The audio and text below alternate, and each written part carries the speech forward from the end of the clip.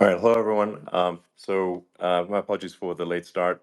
We unfortunately had a massive distributed denial of service attack against our servers, and saturated all of our data lines. Like basically hundreds of gigabits of data were saturated. We think we've overcome most of that, and it's now time to proceed. But as this massive attack illustrates, there's a lot of opposition to people just hearing what President Trump has to say, and but I'm honored to have this conversation. I want to emphasize it's a conversation, um, and it's really intended to just get a feel for what Donald Trump is just like in a conversation. It's hard to catch a vibe about someone if you just don't hear them talk in a normal way. And when there's an adversarial interview, like no one's themselves in an adversarial interview. Um, and this is really aimed at kind of open-minded, independent voters who just trying to make up their mind. Uh, and so you can understand like what is what is it just like to have a conversation. So um, honored to Donald, great uh, to speak. We had a great conversation yesterday. As you mentioned yesterday, if we could just record that conversation and post it, it would have been excellent.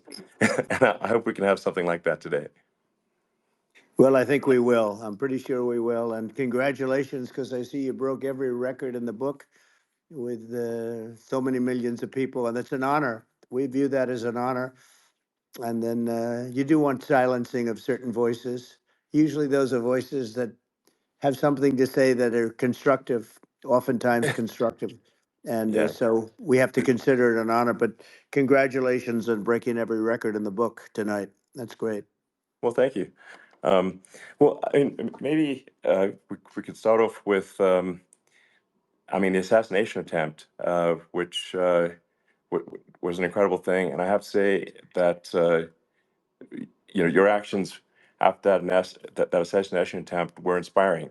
Um, you, instead of shying away from things, instead of ducking down, um, you were pumping your fist in the air and saying, fight, fight, fight. And I think that's, I mean, the president of the United States represents America, and I think that is America. That is strength under fire, and so that's a big a part of the reason why I was excited to endorse you as the president of the United States for having another term here is that was just incredibly inspiring. But I mean, what was it like for you? Not pleasant, I It's have to not be honest. pleasant. I said there Yeah. was I blood. I mean, had being more shot is blood. not I didn't much know fun. I didn't know I had that much blood. The doctors later told me that the ear is a place that is a very bloody place if you're going to get hit. But in this case, it was probably the best alternative you could even think about because it went at the right angle, and it was a hard hit. It was very, uh, I guess you would say surreal, but it wasn't surreal. I was telling somebody you have instances like this, or like a lot less than this, where you feel it's a surreal situation, and I never felt that way. I knew immediately that it was, Yeah. and because it hit very hard, but hit the ear. And I also heard people shout, bullets, bullets, get down, because I moved down pretty nicely, pretty quickly, and we had bullets flying right over my head after I went down. So I'm glad I went down. The bigger miracle was that I was looking in the exact direction of the shooter, and so it hit me at an angle that was far less destructive than any other angle. So that was the miracle. That was Yeah. for those Split people that second. don't believe in God. I think yeah, we got to all start thinking about that. You have to. I'm a believer now. I'm more of a believer, I think, and a lot of people have said that to me. A lot of great people have said that to me, actually. But it was amazing that I happened to be turned just at that perfect Yeah. angle, and all because I put down a chart on immigration that showed that the numbers were so great. I love that chart I even mean, more maybe it's now a that I sign. open it. Maybe Yeah, that's a sign, you know. it's an immigration sign. You But highlighted a serious issue, and yeah, at that moment, that's right. the bullet missed your, you know, hit your ear, but you know, missed your head. I mean, your, Well, you know, the couldn't, yeah, amazing thing is that the sign, I said, bring down that sign on immigration. And it was literally about an eighth of a second where it would be good. And after that, it was going to yeah, be a disaster, no matter which way you were facing. But it just had that perfect angle, which was yeah, exactly at this shooter. Very sad situation. Such a sad situation. As you know, we lost somebody that was great, Corey, yeah, who a firefighter, a great gentleman, a great trumper. He was just a fantastic family and a fantastic man. And a friend of mine came up, Elon, and said, "I'd like to give the family some kind of help."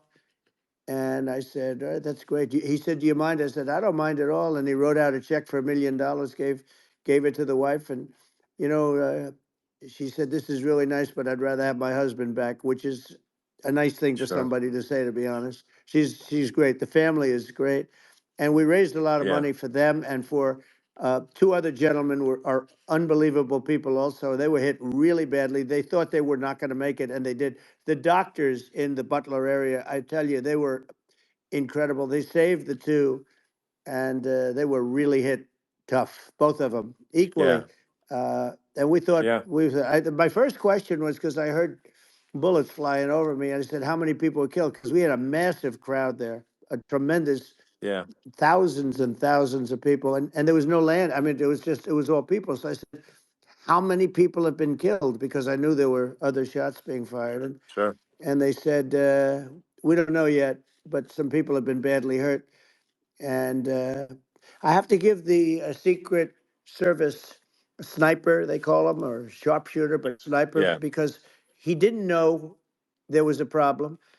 He's an extraordinary shot, obviously, and he didn't know there was a problem. And he was yeah, able to pick it all out within 5 seconds.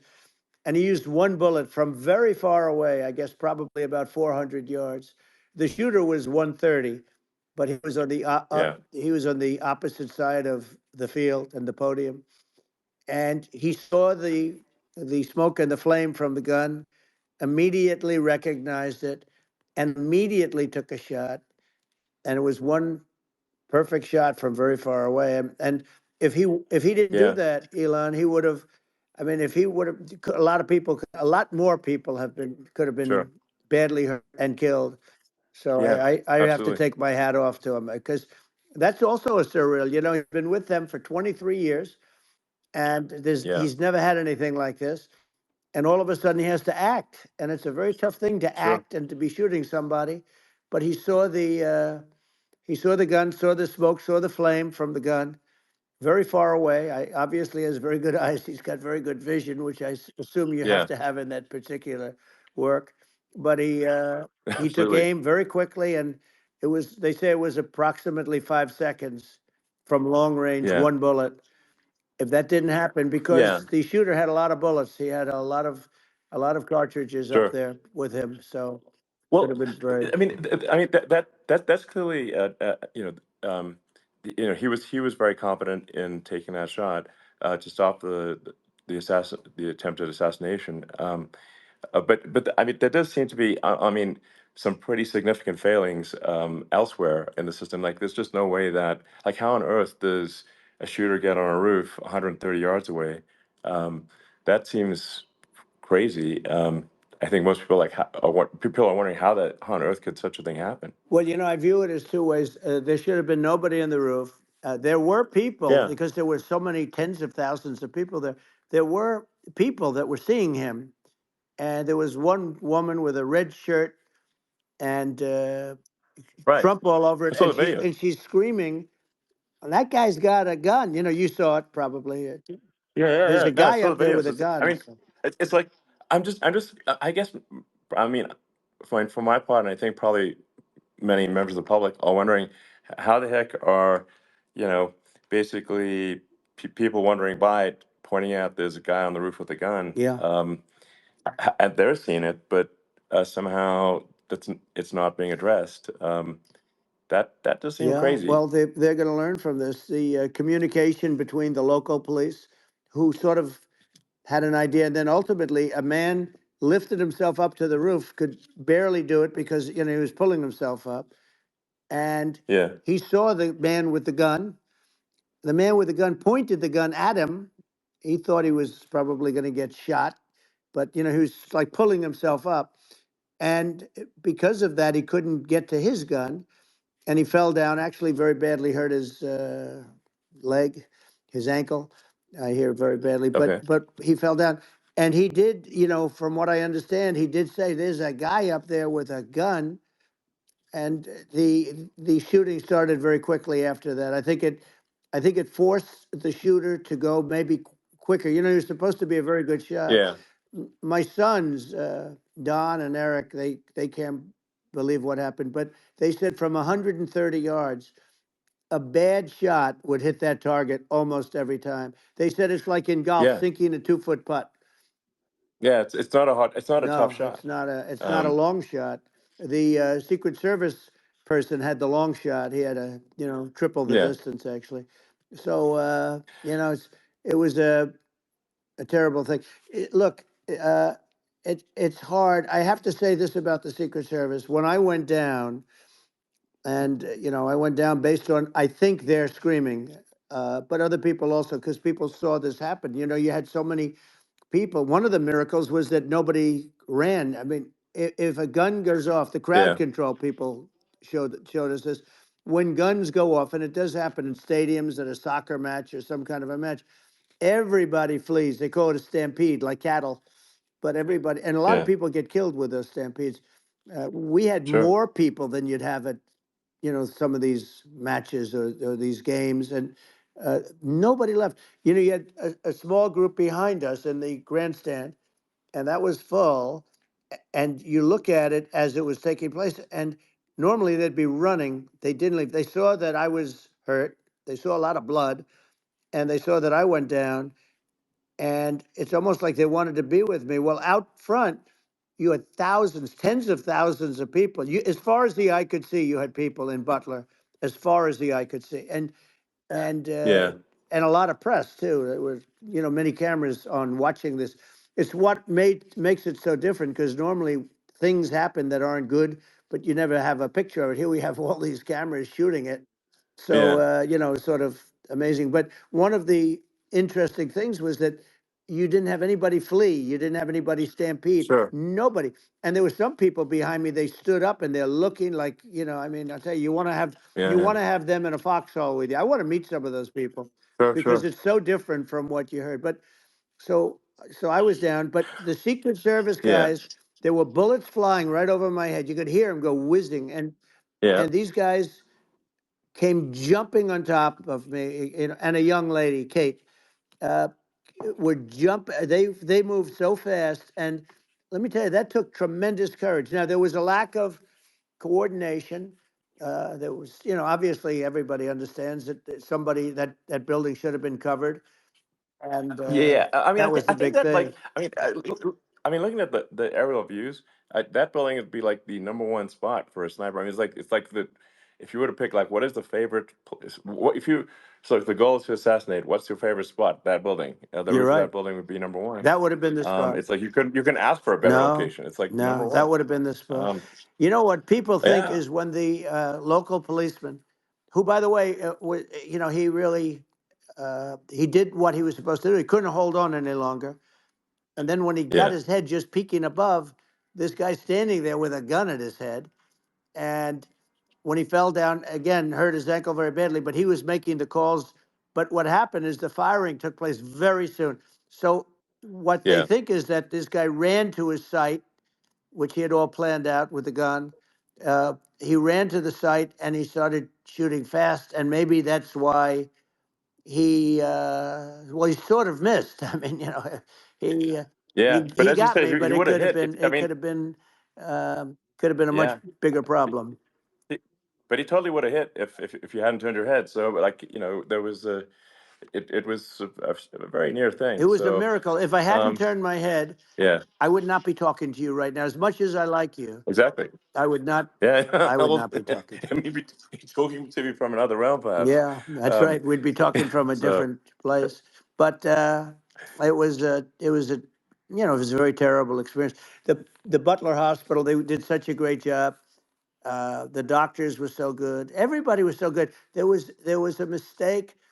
If somebody knew, because people were hearing that, there was just a bad feeling that there was somebody was around. You know that story now. It's been pretty yeah, well. yeah, And yeah, if somebody could have said, because they've oftentimes said, like there'd be a lightning storm or something. Because I've done, I think over 300. I think I did a lot more than that, but we did a lot. And oftentimes they'll say, "Sir, could you wait 10 minutes, please? Sir, could you wait 20 minutes? There's a storm overhead or lightning or something," right? And yeah, that happens yeah, often. And this would have been a perfect time for that to have happened, but it yeah. didn't get coordinated. That was the problem. Well, it was your. I think your actions in the heat of a fire, and like what I find admirable there was that you can't fake bravery under such circumstances. The courage is instinctual, or it is not. It's not a rehearsed action. And so I just want to say that I think a lot of people admire your courage under fire there. And Well, yeah, so thank you very yeah, much. I appreciate it. I didn't think of it. I just wanted to get up and I wanted to stand up. I wanted to let people know, I felt I was good when they were on top of me, covering me, actually, very much covering me and very bravely. But I wanted to get up. I said, I want to get up. And they wanted, they have everything there. They wanted stretcher. I didn't like the stretcher. And I knew I was hit in the ear, but I knew I wasn't hit anywhere else. They felt I was hit someplace else yeah, because it was such a lot of blood, and they were sure that I was hit someplace else. And they were saying, "Sir, you were hit in more than the ear." I said, "Nope, I was hit in the ear. I want to get up. Let me get up." And so I got up, and the crowd didn't know what to think. I mean, this was so many people, and you could see they were confused. They didn't know what to think, and I wanted to let them know I was okay. It was very important for me to let them yeah, know that, and they went wild. You've seen the after. They didn't go wild when I yeah, got up because they didn't know, was I alive. You really couldn't tell when I stood up before before the fist in the air. Uh, they didn't know if I was alive. Nobody did. And when I put the fist up, they were just relieved and happy and thrilled, and the place went crazy. It was pretty amazing. yeah. It was a Well, terrible thing, but it it was was really nice. incredibly moving. Yeah. Um, well, and I mean, speaking of the sort of slide that got you to turn that saved your life, really, was the illegal immigration Right. slide. Maybe this, That's right. maybe this is worth talking about that, It since was. It was. that slide You're saved your right. life, No, basically. the illegal immigration saved my life. You're right, but and I I had to know be at that's that the. exact angle. I mean, that's a great one. Saved by illegal You know, immigration. the incredible 100%. thing though, when you talk about the odds, you had to be exactly at that angle. But the incredible Yeah, thing is that the chart, I used it less than 20% of the time. It was just a moment. yeah, It's always on my left, never my right, and it's always at the end of the speech.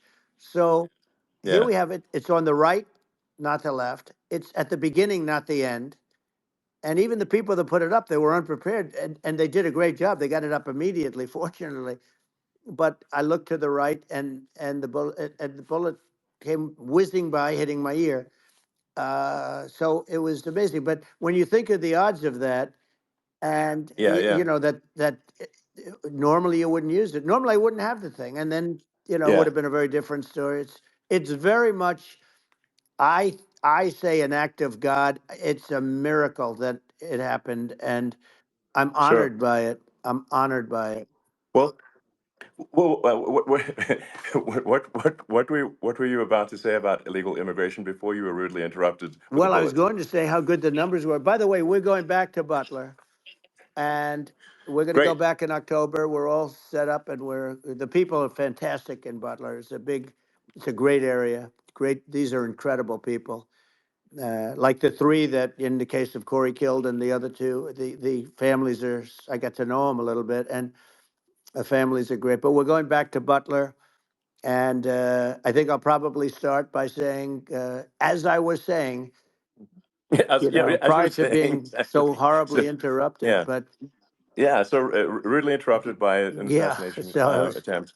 but no, but the chart, Some people have no manners. Elon, the chart was just a chart that in my last week we had the best illegal immigration numbers, meaning stopping.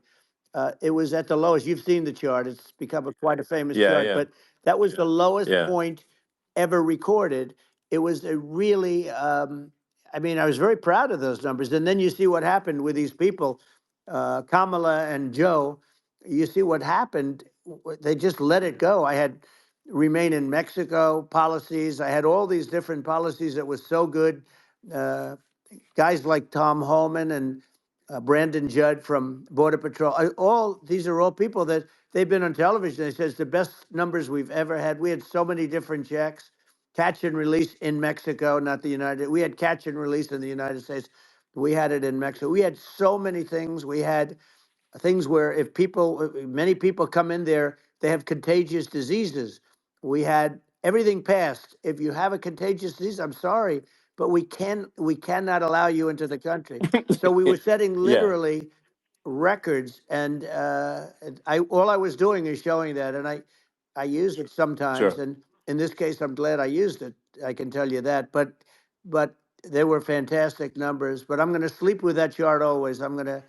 I'll be sleeping with that chart. That chart was very important for a lot of reasons. Well, I mean, would it be accurate to say that you're supportive of legal immigration, but we also need to shut down illegal immigration, and especially unvetted illegal Yes, immigration, because and that's not the same as saying that everyone who's an illegal immigrant is bad. In fact, I think most people who are illegal immigrants are actually good, but you can't tell the difference unless there's a solid vetting of who comes across the border. Does that accurately 100%. represent your position? I say it Okay. very simply. They have to come in legally. They have to be checked Yeah. because look, Kamala was the border czar. Now she's denying it. Everything that I do, she's Yeah. saying she was strong on the border. We're going to be strong. Well, she doesn't have to say it. She could close it up right now. They could do things right now. It's horrible. Uh, no tax on tips, and all of a sudden she's making a speech and there will be no tax on tips. I said that months ago. And by the way, they had just the opposite. They had not only tax on tips, but they hired 88,000 IRS agents, and many of them were assigned to go get waitresses and caddies and all of this on tips. They have a policy. They had a policy that they were really going to go after you and were really harassing people horribly. And then all of a sudden, for politics, she says, she comes out with what I said, which I think is terrible, and I think it's also hitting them very hard. These people are fake. Now they're also saying they did a good job on the border. We had the worst numbers in the history of the world, not of our country. There's never been a country in history that has had a catastrophe like this. We've had, I believe, and I think you believe this too. You hear 12 Yeah. million, 13. I believe it's over 20 million people came into our country, Yeah. many coming from jails, from prisons, from mental institutions, or a bigger version of that is Yeah. insane asylums, and many are terrorists. And I'll tell you what, they're coming not just from South America, they're coming from Africa, they're coming from all over the world. They're coming from Asia, they're Yeah. coming from the Middle East, they're coming from countries that are uh, stupidly and horribly bombing Israel October 7th. They're coming from all over the world. And you look at it's so sad October 7th because it should have never happened. Yeah. It's so sad when Sure. you look at Ukraine. It should have never happened. We have a defective Yeah. government. These are defective people, and they're not people that should be running it. But where you see it the best is the border, because you have millions of people coming in a month, and then she gets up and she tries to pretend like she's going to do something. She had 3.5 years. And by the way, they have another 5 months that they can do something, but they Yeah. won't do anything. It's all talk. She's No. incompetent and he's incompetent. And frankly, I think that she's more incompetent than he is. And that's saying something because he's not too good. Yeah. No. I think it is. essential to have a secure border. I mean, you're really not a country unless you have a Correct. secure border, and And uh, secure elections you too. know, yeah, absolutely secure elections, and so it's just essential to have a real border, or we can't function as a country, and our service, our central services are being overwhelmed in a lot of cities, um, and as we were talking about earlier, I think having a legal immigration process that is smooth and efficient and done well, and speaking as someone who is a legal immigrant, and I think I mean, like one way to think of it is, who do you want on your team? Um, who do you want on Team America? And I think we want to just say, okay, we want to let in people who are gonna, be great contributors to our society and to our economy, Right. and who do you want on the team? And it's not to say that, like in my opinion, actually, I'd say like probably most of the illegal immigrants actually are actually good, hardworking people. That's my opinion. But some are not, and you just have this sort of adverse selection process where, if somebody's, if somebody's like you know, um, uh, has a career in theft or robbery. I don't understand what's taken them so long to get here, because we're in such a target-rich environment. Um, I mean, why aren't more people who have a career in, bad things coming here sooner? Because I mean, it's a piece of cake to go rob, houses in LA or New York, compared to other parts of the world. And, in a lot of places in America, if you try to stop the person who's robbing you, you'll be arrested. Yeah. Yeah. So it's insane. It's right. I mean, what's happening with crime, and our police are so good, but they're not allowed to do their job. But I have to tell you, Elon, I They're hate not. to say it because it's such a downer to say it. I hate to say it. I hate it, but f- you have a lot of people that just shouldn't be. I think it's a much bigger number than you think. They're I allowing, think you're again, right. they're Yeah. allowing people from their jails. And if you were running one of these countries where they're coming from, you would have had all of them. As an example, Venezuela, their crime is down 72%. They're taking their drug dealers, they're taking, frankly, their prisoners, they're emptying out their prisons, they're taking their criminals, their murderers, their rapists, and they're Yeah. delivering them into But the. that's what Castro did. Yeah, That well, he did on a much smaller scale. yeah, It was a much smaller yeah. scale. But this is a massive scale because this is being done worldwide. But here's what's happening: crime all over the world is down. And wait till you see the numbers that we have. This is migrant crime. This is crime that's going to be. Yeah. And I saw it today in New York where somebody was knifed, where they raped the girlfriend of a man that stood there watching in New York in one of the shelters, and started Sure. pulling out the knives, and bad things happen today. But this is happening every day. These are rough people. These are people that are in jail for Yeah. murder and all sorts of things, and they're releasing them into our country, and they're telling them, if you come back, we're going to kill you. We're going to give you the death penalty or kill you. So they don't want to come back. But these are rough people. Yeah. These are criminals that make our criminals look like nice people, and it's horrible what they're doing. And she's in charge of it because now she's trying to say she Sure. had nothing to do with it, and she's such a liar because she was called the border czar the first day, and it was on the headlines of every newspaper. She's the border czar, and she never even went there. She went to one location which had nothing to do with where the problem is. She went in and out, I Right. guess, because she was getting a lot of pressure, Yeah. but Yeah. had nothing to do with the problem Yeah. is. But she was Well. the border czar, and the people Yeah. Yeah. can't allow them to get away with their disinformation campaign. Now she's trying to say that she wasn't. She wasn't really involved, and the whole thing is horrible. She was totally in charge. She could have shut the border down without him. He didn't know what he was doing anyway, so he wouldn't have even known Yeah. what happened. You could shut the border down; he wouldn't Yeah. even know the difference. But uh, the fact is that she was border czar. But if you don't have to call her Yes. that, the fact is you could just call her. She was in charge of the border, and the border was the worst Right. ever. It's simply not working. No, it's I mean, horrible. whether it's by whether it's a question of of intention or competence, either way, we don't have a secure border, and we have people streaming over like it looks like a World War Z zombie apocalypse at times. And sometimes you got to sort of wonder, like, is it real or not? So because you see things, you're like, is it real? So I went to the border at Eagle Pass, and I saw for myself in Texas, and I was like, okay, it's real. I'm like seeing this in real time. I actually posted the video like just live. I just flew there one day and just to see, hey, is this made up or real? And I'm just seeing people stream across the border, and I have to say, at least the people that I saw did not look friendly. So These are people people. can look at my video and say, hey, Yeah. does these people look friendly? I don't look super friendly. So These are people that um, Elon would not be the same man if he had to walk across the street and look these people in the eye. These are rough people. These are really rough people coming across. And I know rough people. And these are people that we don't want in our country. And the caravans are coming in and they're putting, and who's doing this are the heads of the countries. And you would be doing yeah, it, and so would I. And everyone would say, oh, what a terrible thing to say. The fact is, it's brilliant for them because they're taking all of their bad people, really bad people. And I hate to say this, the reason the numbers are much bigger than you would think is they're also taking their non-productive people. Now, these aren't people that will kill you.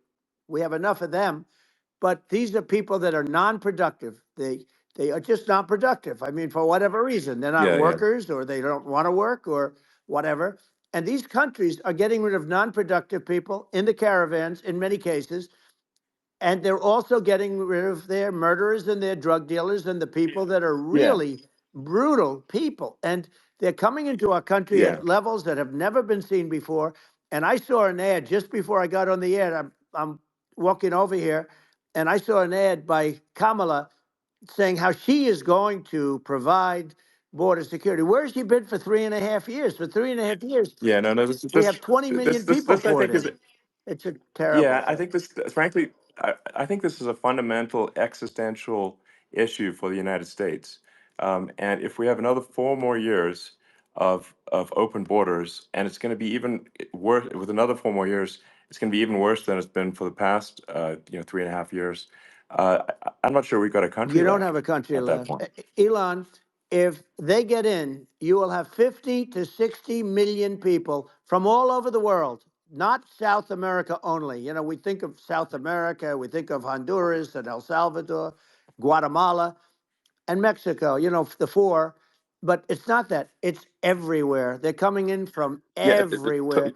And I had to stay in yeah, I think Mexico. this is a super important Yeah. point. Like people, it's like basically when I went down there, I was like, well, where are people from? It's like almost no one was from Mexico, to be No, clear. Mexico It's it's less, just it's just less it's than just the the others. border. It's just the border with Mexico, but the people coming in, it's Earth, the rest of Earth, and America is only about 4 or 5% of the population of Earth.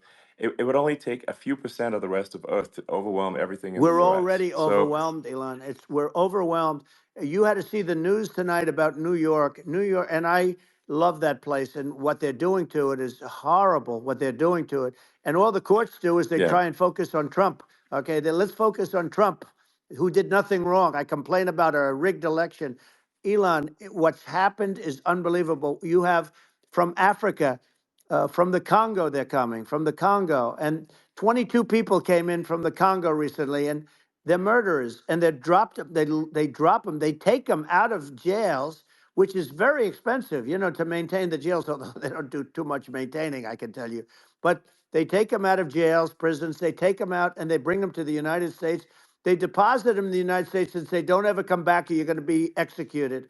And they don't want to come back, but they won't come back. sure. But they're coming from Africa. They're coming from Asia. They're coming from the Middle East. They're coming from South Well, America. just They're Earth, coming from rest of Earth, everywhere. basically. And there are a lot of Yeah, really everywhere on bad Earth. ones. It's just a, it's just an everywhere on Earth thing, and it's just not possible for the United States to absorb, everyone from Earth, or even a few percent of the rest of Earth. It's just not possible. Well, So Elon, we're going to have that's just to yeah, finish this up. We're going to have the largest deportation in history of this country, and we have no choice. Otherwise, we're going to have a country. What they've done to our country. Think of it, with in Venezuela and in some of these other countries. Crime is down 50, 60, 70, 80%.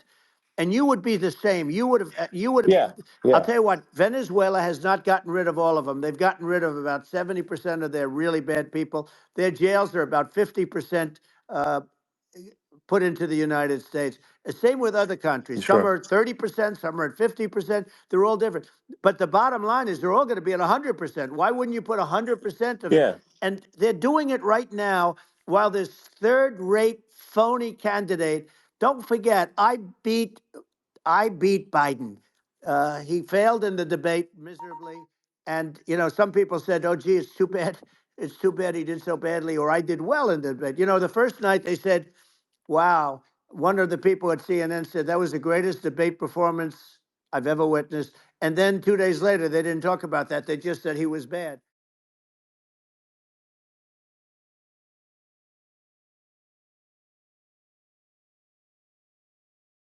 Well, and I mean, speaking of the sort of slide that got you to turn that saved your life really was the illegal immigration Right. slide. Maybe this That's right. maybe this is worth talking about that It since was, it was, that slide you're saved your right. life No, basically. the illegal Well, and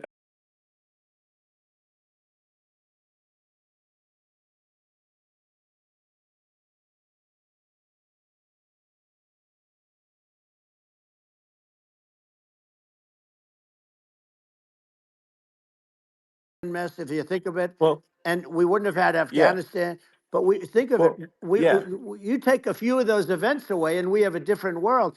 We would also have No, no. no, you're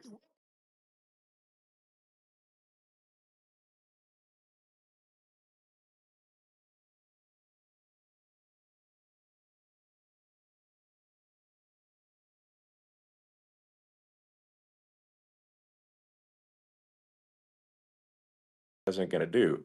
And do they fear the American president, or is there someone they do not respect or and do not fear? And I think they would they rightfully be. I mean, look at the footage of the assassination. They're like, okay, you know, uh, President Trump is like, don't mess with me. I mean, that's like, whereas I think people are not going to be, and they obviously have not been at all intimidated by Biden, and they certainly will not be intimidated by Kamala. And you have to really think of that in the context of global security. That if the American president is someone that like evil dictators are scared of, that makes a huge difference to the security of the world. So I had a good relationship with Putin, despite the Russia hoax that lasted for over 2 years. Just a hoax created by Hillary Clinton and Adam Shifty Schiff, some just bad people, just sick people. Frankly, I mean, Schiff is a sick person. He's going to end up probably being a senator. It's hard to believe. The whole thing is hard to believe. But they put our country in danger with that stuff too. They actually, when they make up stories, and you have to fight your way out of it for a long time. But I know Putin very well. I got along with him very well. He respected me, and it's just one of those things. And we would talk a lot about Ukraine. It was the apple of his eye. But I said, don't ever do it. Don't ever do it. I shut down Nord Stream 2. That was the big oil pipeline, the biggest, I think, the biggest pipeline in the world going all over Europe. I shut it down. Biden came, and then they say, Yeah, I loved Russia. I was a friend of Putin, and I loved Russia. No, he actually said to me one time, he said, if you're my friend, I'd hate to see you as an enemy. I shut down his pipeline, the biggest pipeline. They were looking at that to yeah, fund, and this pathetic president gets in there, and the first thing he did, one of the early things he did, is he shut down Keystone XL pipeline, which is our pipeline that would have employed 48,000 people, pipeline workers, shuts it down. That was, a massive job that Obama refused to allow. yeah, I allowed it in my first week because it was jobs and it moved oil. And by the way, in a much more environmentally friendly way. It's underground. It's not a truck that catches on fire or a train that catches on fire. But think of it. He shut down the uh, XL pipeline, the Keystone XL pipeline. He yeah. shuts that down and he approves the Russian pipeline, It doesn't make any right? sense. It's like it's inconsistent. Certainly, the But I mean, I think it's just worth emphasizing, to listeners that the immense importance of whether the United States president is intimidating or not intimidating, and how much that matters to global security, because there's some real tough characters out there, and if they don't think the American president is tough, they will do what they want to I do, know every one of and them. it puts the whole Yeah. world in danger. Elon, I know every one It's of a them, big and I know deal. them well. I know Yeah. Putin. I know President Xi. I know Kim Jong Un of North Korea. I know every one of them. And let me tell you, people will say, "Oh, this is terrible." He said, "I'm not saying anything good or bad. They're at the top of their game.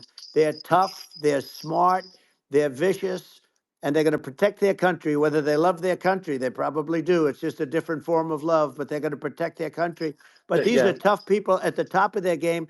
And when they see a Kamala or when they see Biden, Sleepy Joe, they can't even Yeah. believe it. They can't believe this happened. All the stuff that you're seeing now, all the horror that you look at Israel, they're all waiting for an attack from Iran. Iran would not be attacking, believe me. You know, when I was there, and I say it with respect because I think we would have been good with Iran. I don't want to do anything bad to Iran, but they knew not to mess around. Iran was broke because I told China, if you buy from Iran oil, it's all about the oil. That's where the money is. But if you buy oil from Iran, you're not going to do any business with the United States. And I meant it. And they said, we'll Yeah. pass. Yeah. They didn't buy oil. Other countries, likewise, Sure. you want to buy, you're not doing business with the United States. And they were at a point where they had no money for Hamas. They had no money for Hezbollah. They had no money for any of these instruments of terror. And it was amazing. In fact, there were articles when I was leaving, which is hard to believe, actually, especially when you look at what's happened to our country. Our country is so bad right now. It's such a different place. We were respected. Think of it. 4 years ago, we were so respected to a point where when I said don't buy oil, they didn't buy oil, but they had no Yeah. money Yeah. and Israel would have never been attacked. Zero chance. And again, I said to Vladimir Putin, I said, don't do it. You can't do it, Vladimir. You do it, it's going to be a bad day. You cannot do it. And I told him things that what I do. And he said, no way. And I said, way. And you know, it's the last time we ever had the conversation. He would never have done. I got along well with him. I hope to get along well with him again. You know, getting along well with them is a good thing, not a bad thing. I got along well with Kim Yeah. Jong Un. When I met with President Obama just before entering, you know, it's a sort of a ritual. And I sat down with him and we talked. It was supposed to be for a very short period of time. It turned out to be a long period of time. I said, "What's the biggest problem?" He said, "North Korea." I had that problem worked out very quickly. It was nasty at the beginning with Rocket Man and you know all the different things, Yeah. but all of a sudden I got a call. Oh, Those were some epic tweets, by the way. yeah, they Those were were no, like they were epic. absolutely. Everything he said that he has a And- red button on his desk. I said, I have a red button on my desk too, but my red button is much bigger, and my red button works. And then I called him Little yeah. Rocket Man of Little Rocket Man. Anyway, here's the bottom line. All of a sudden I got a call from him and they said they want to meet. They want to meet me. And we met, Yeah. as you remember, we met in Singapore. We met also in Vietnam.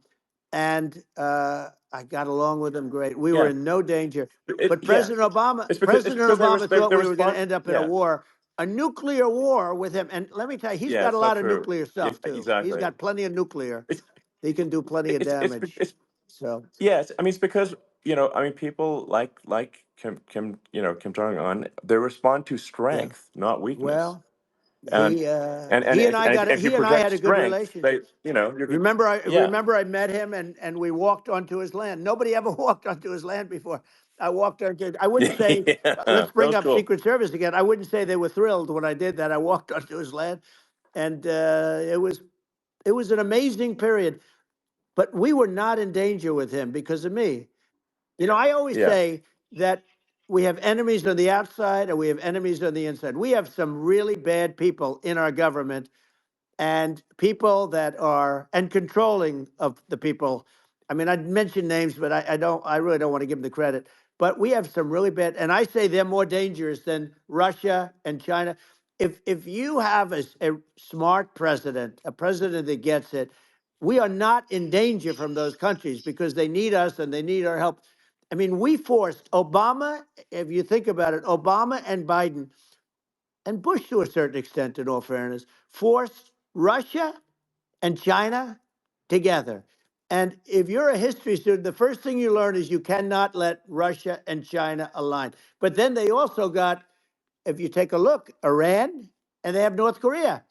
That's, they call it the axis of evil. In the old days, you had the axis of evil. Here we have a modern day axis of evil.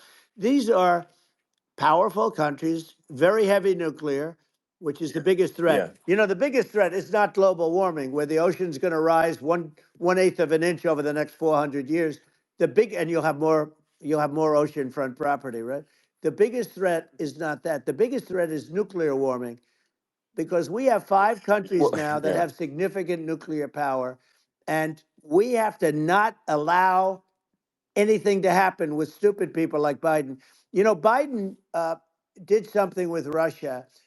There was no chance of him ever going in. And when I left, and then after I left, they started forming big armies on the border with Ukraine, right? And I looked at that, and I thought he was doing that because Putin's a good negotiator. I thought he was doing that to negotiate. But then Biden started saying such stupid things. For instance, he said that it can be a NATO country. Now, Russia, for as long as there's been NATO, has said we're never going to agree to that. And we go right up front and say that. And we did things and said things through this president with a low IQ, very low IQ. He had a low IQ 30 years ago, by the way, but now he might not even have a IQ at all. There's nothing on the board that goes this low. He said things that were so stupid that war had zero chance of happening if I were there. Zero chance. He was saying everything Yeah. the opposite. Everything the opposite. And it's so sad because many more people have been killed in Ukraine than you read about. You don't read about how bloody it is and how disaster. Hey, Sure. look, just in the 2 armies, you lost 500,000 people. And Yeah. Ukraine's It's having a hard time.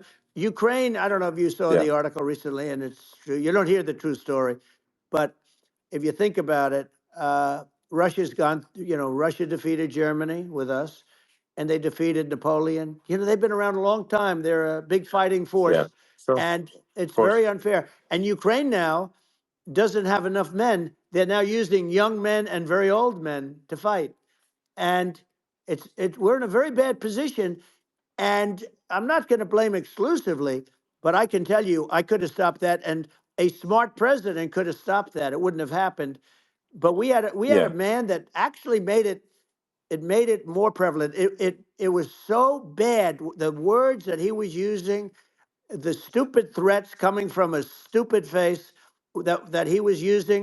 I said, this guy's going to cause us a war. He's going to cause us. And let me tell you, Yeah. it can Yeah. lead to World War III. That can lead to World War III. The Middle East can lead to. We have numerous places that could end up in a Yeah. World War III right now for no reason No, whatsoever.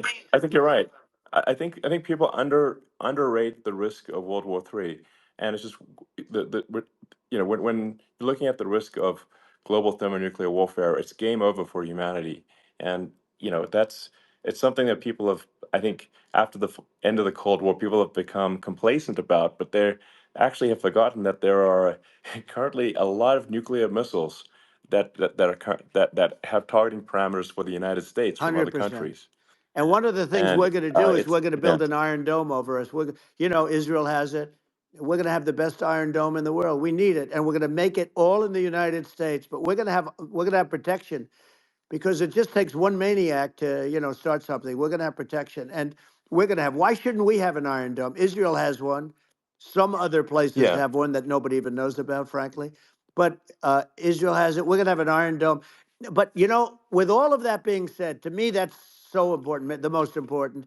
But with all of that being said, the election's coming up, and the people want to hear about the economy and the fact that they absolutely, sure. can't buy groceries because they don't have enough money to buy groceries. The inflation has killed them. Food prices are up 50, 60, even 100% in some cases. And this stupid administration allowed this to happen. And it's a shame. And that's the thing that people most care about, in my opinion. They care about the border a lot. And we discuss the border at great length. It's nice to have a Yeah, yeah, forum like this where I can discuss something at length. And by the way, you think Biden could do this interview? Do you think that Kamala could do this interview? They would take a pass on No, they you. could not. So they don't need Elon. They don't need Elon screaming out questions. It's pretty sad when you think that somebody that does this for a living can't answer a question or is afraid to do an interview. And in her case, with a very friendly interview, she's got all friendly interviewers.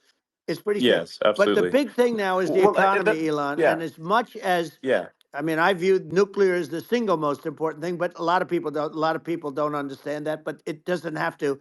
If I understand it, that's all you need. Because if I was president, you're not going to have that kind of a problem. But the thing that they really is making them angry is what Kamala and Biden have allowed to happen to the economy. It's a disaster with inflation. The inflation, it yeah, doesn't matter what you make. The inflation has eaten you alive. If you're a worker or if you're just a middle income person, you can't afford.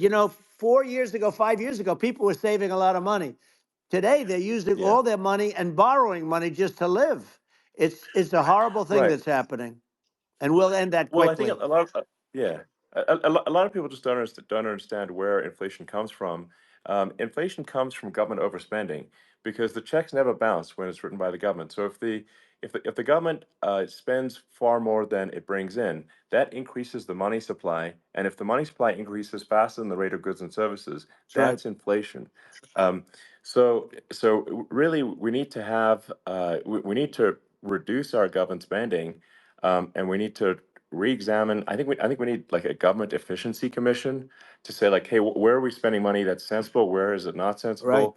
And we need to live within our means. We're currently adding, I think, $1 trillion to the deficit every That's roughly right. every 100 days. That's right. And the interest payments on the national debt have now exceed the defense budget. It's on the order of $1 trillion, It's interest. and it keeps Yeah, I growing. rebuilt our military, largely rebuilt our military, did a great job on it, which was so important. We had jets, we had fighters that were, and bombers that were 70 years old. And we did a great job in that. Then by the way, then we gave 85 billion of it back to Afghanistan, if you can believe it. We gave them 85 billion. They're one of the largest sellers Yeah, of military equipment in the world. They're selling what we gave them. That was one of the most embarrassing days in the history of our country. But if you think about, let's go back to the economy. We have to bring energy yeah, prices down. Energy started at the price of gasoline. Now your cars don't require too much gasoline, so you have a good, and you do make a great product. I have to say, I have to be honest with you. thank That you. doesn't mean everybody should have an electric car, but these are minor details. But your product is incredible. But the Thank you. gasoline, Elon, is the cost of energy. Not only gasoline, it's the cost of heating your house and cooling your house. That has Sure. to come down. It's gone up 100%, 150, and 200%, and that has to come down. When that comes down, and we're going to Yeah. drill, baby, drill. They stopped drilling, and then they went back to drilling because they went back to the Trump policy. But if they won the day after they get into office, this country will go out of business because they're going to go to an energy policy that's not sustainable. Wind and different things. You're not going to have anything. Yeah. And I know you're a big fan of the AI, and I have to say Yeah. that AI, and this is shocking to me, but AI requires twice the energy that the country already produces for everything. So you're going to have to build. We're going to have to build a lot of energy if our country will be competitive with China, because that's our primary competitor for this on the AI. You're going Sure. to need a lot of Well, I mean, electricity. You're going to need tremendous yeah. electricity, like almost double what we produce now for the whole country, if you can believe it. Sure. Well, just going, back to this, like this basic thing, which that people try to make it sound complicated, but it's not. But inflation is caused by government Right. overspending. Would you agree that we need to take a look at government Yes. spending and have perhaps a government efficiency commission that just tries to make the spending sensible and so the country lives within its means, just like a The person does. waste is incredible, and nobody It negotiates is. prices. You used to have a lot of people making jets, and you end up with two companies, and they'll probably try and merge at some point. I mean, I went through it. like Air Force, just a thing like Air Force One. One of the first documents they asked me to sign, a general walks in, sir, would you please sign this document? And what is it? Air Force One. That's with Boeing, which is basically two planes, two 747s. And the price was Yeah. $5.7 billion for two planes. Now they're Wow. highly sophisticated. That's They're insane. even nicer than your plane, okay? But much more sophisticated. They're very. I won't say what's on it, but they got a lot of stuff on it. Anyway, but it's Sure. 5.7. I That's a crazy It's a number. crazy number, but I said, I'm not going to pay 5.7. I'm not going to do it. I said, who made the deal? Obama and his people. I said, well, then I know the deal's no good. I'm not going to do it. And over a course of about 4 weeks, by my saying I'm not going to do it, I got the price reduced by $1.6 billion for the exact same plane, other than we had a nicer paint job, if you want to know the truth. But for the exact same plane, I saved one. And I said to Boeing, man, you guys must make a lot of money if you can reduce the price by that. But now what I do hear is that they're going back. Now what I do hear is that they're going back to the Biden administration and wanting big cost overruns, because they see these dopey suckers in there, and they'll end up getting some of the money back. But I shaved it by $1.6 billion for the exact same plane, and you can now take that and multiply that out times thousands of other Exactly. items, and Multiply it by yeah, a the zillion, numbers are and yeah, yeah. astronomical. I agree with you. Well, I mean, if so,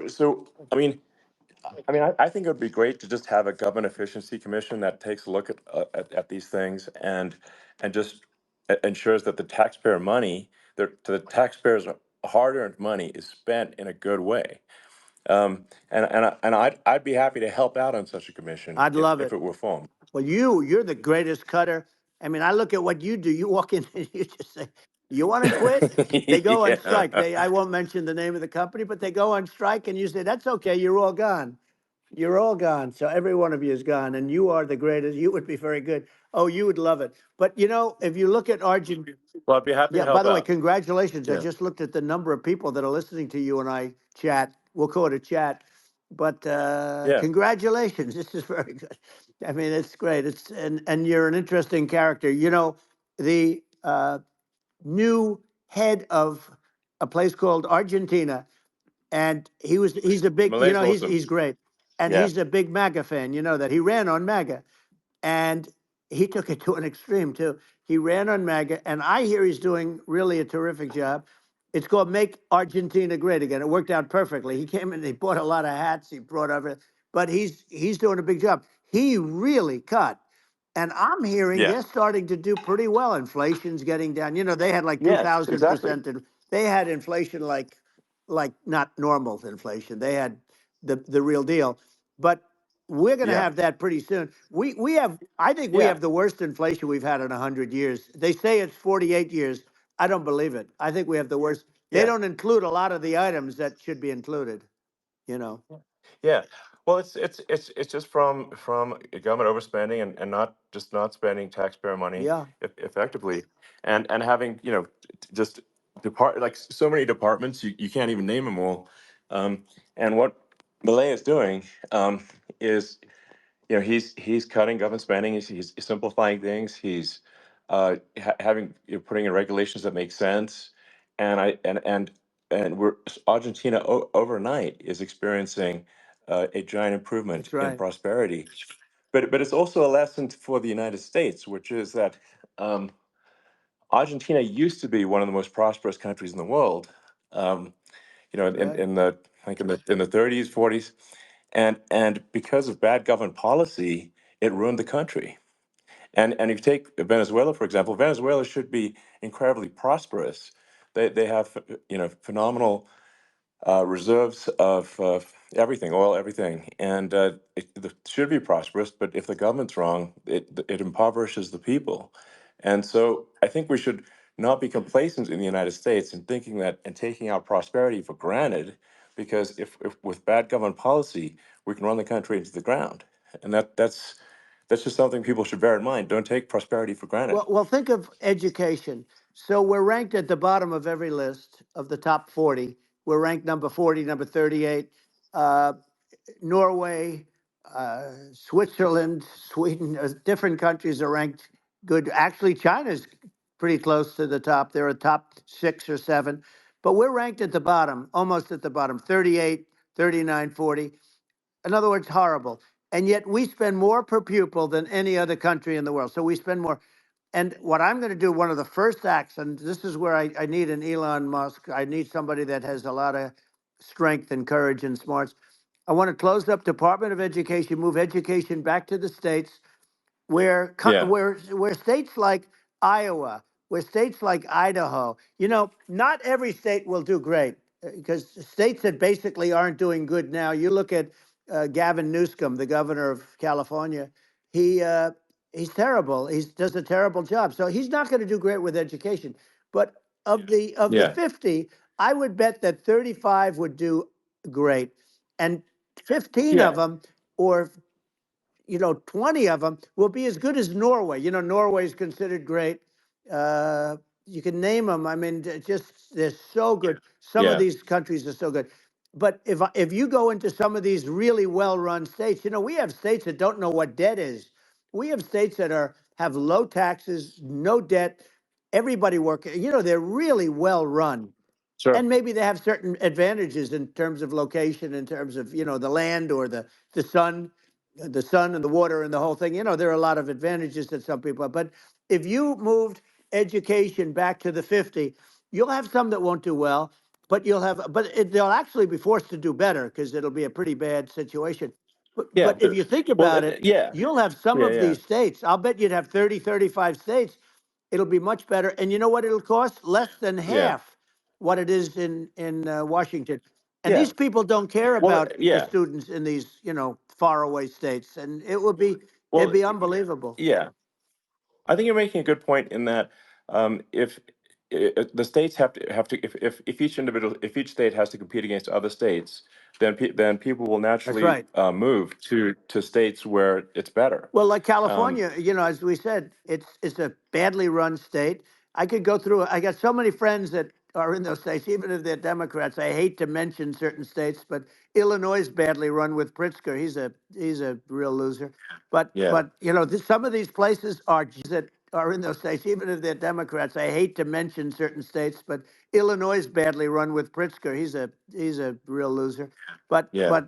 Some of these places are just badly run. But it's almost going to force them to run better, and they won't do a good at initially. But you're not going to do worse than you're doing right now. And I would say that Yeah. the cost you would cut your cost by 50 or 60%. And you'd have a little Yeah. Yeah. monitor. You want to make sure they're teaching English as an example. Give us a Yeah. little English, right? Sure, yeah. Right? No, but I mean, to what? Some of these governors are doing so badly. I mean, they got so many people moving out of their state. They should get U-Haul Salesman of the Year award because they're driving so much U-Haul It's sales. actually Because just amazing. people moving out. Isn't it amazing to you as a businessman that they can even survive? Like Illinois, so many people are leaving, and you wonder, how do they survive? I mean, how do they survive? Uh, I saw where you left California and you moved to Texas. Texas does a great job. But, I Yeah, mean, I just wonder, how do these states survive when big businesses, a big oil company just left California, as you know, and they moved to Texas? How do these big states survive when they lose so many businesses and their taxes are already really high? The taxes are among the highest yeah. taxes. You almost wonder, how do they continue on? And in many cases, the governors don't do a good job, and they're crime-ridden places. You wonder, how do they continue to just go on? It's Well, not a good I think there's. situation. I think the only thing that's going to force some of these states to change is if they risk bankruptcy and they're not getting bailed out by the federal Right, government. right. Well, That's you're the gonna only thing have that's going to that. get them to change. You remember the Yeah, area in California where they had that, where I guess somebody had sticky fingers and they stole a lot of money, and they went into a form of chapter, and it was very yeah, nasty for yeah. a period of time. But now it's probably the most popular place in all of California. So at some point, something like that may have to happen. But the problem is, you can't penalize people that loan money to the state when you have incompetent people like a Pritzker. Look, the family didn't want him in the family business, and then he ends up being governor of Illinois. So what is he going to be? Is he going to be a great governor? And you have people. I could name every one of them. I got to know every one of Yep. these, and some are very good, and some are just horrible. Well, I think that, I mean, the larger point here, too, as you're saying, like a lot of people are concerned about the economy, a lot of people are concerned about inflation, and inflation is effectively a tax on people that save money, Yeah, and for people that are working day to day, it's just a form of taxation.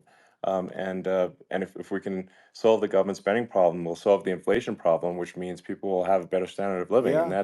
that's a really big Well, the deal. people that got hurt Um, worst are the people that did it the way they were taught to do it all through, their younger life and their young life and their whole life.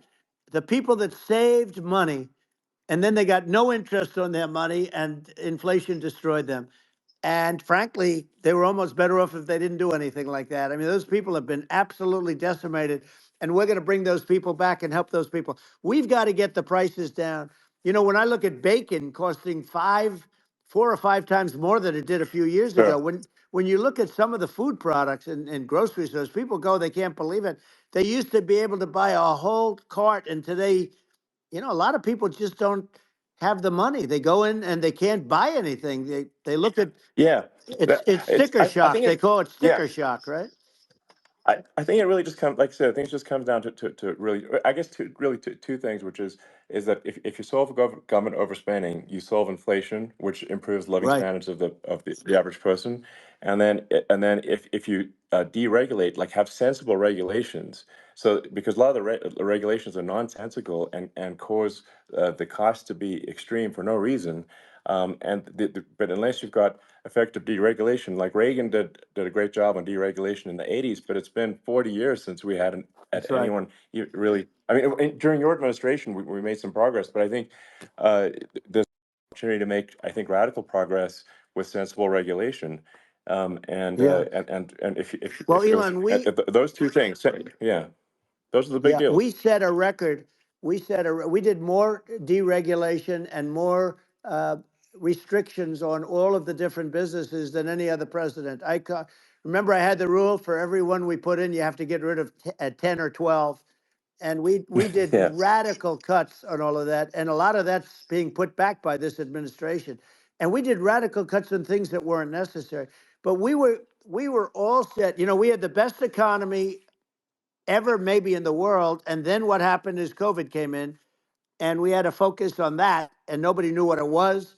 And I always say I got good marks on economy, good marks on military. We knocked out ISIS. We did so many different things. We rebuilt. But, I never got the credit that we really deserved on what we did with COVID. We never got the credit. But if had that not happened, a gift from China, from Wuhan, came in from Wuhan, the Wuhan labs, and I always said it, and it turned out to be right. But Yeah. had that not happened, we were set to start reducing debt. We were going to reduce taxes further. I gave the largest tax cuts, and we were going to reduce taxes still further for middle income people, not only businesses. But we did it for Sure. businesses because they're the ones that's why we had the great job numbers. But we were set to really start reducing debt. And, we're sitting on the biggest pile of liquid gold anywhere in the world, bigger than Saudi Arabia, bigger than Russia. And we were going to drill, and we were going to make so much money. We were going to supply Europe with oil. I had stopped the Russian pipeline, and we were going to supply them with oil and gas. We were going to make a fortune. And then the COVID came in, and we really had to divert. Then what happened is when they came in, we kept a lot of businesses alive. If I didn't do what we did, we would have had a 1929 type depression. But the problem is when Biden came in, he got trillions of dollars and just started spending it stupidly. You didn't need it anymore. We got over that bad period where everybody was dying and feeling, it was just not a good period. Interestingly, during his administration, many more people died during his administration of COVID than during my administration, and we really got the brunt of it.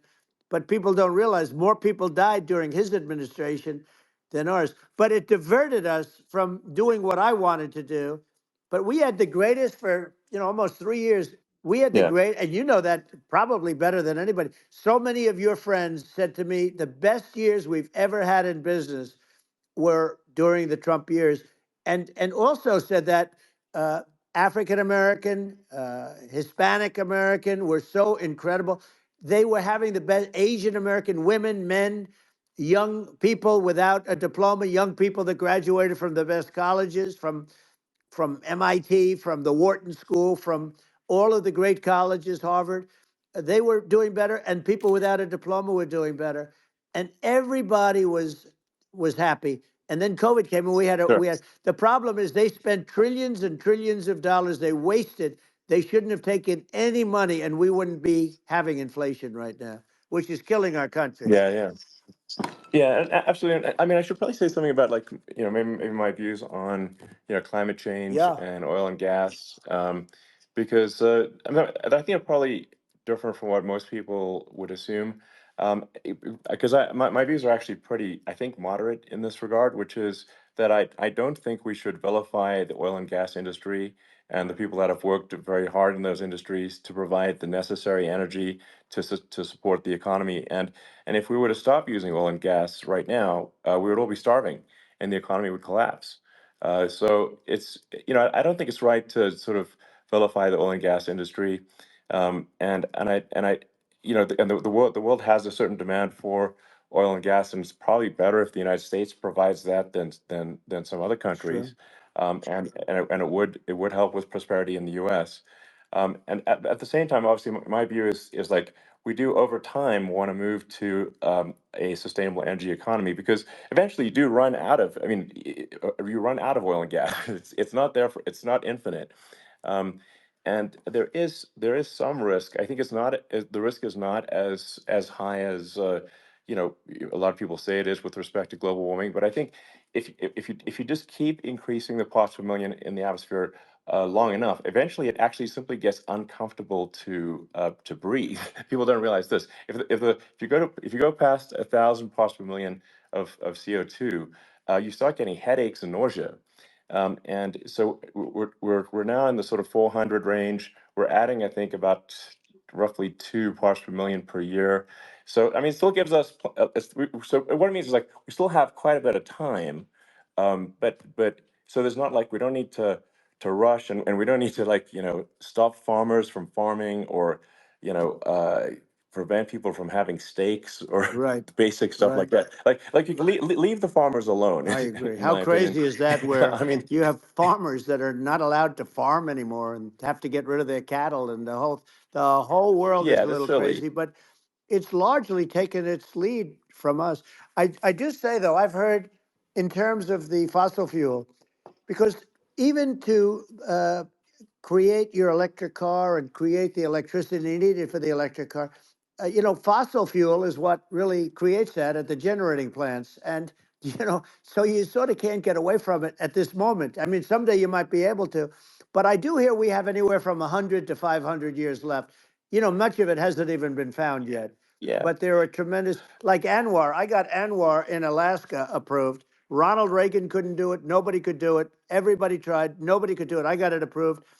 The first thing that Biden did was unimprove to get rid of it.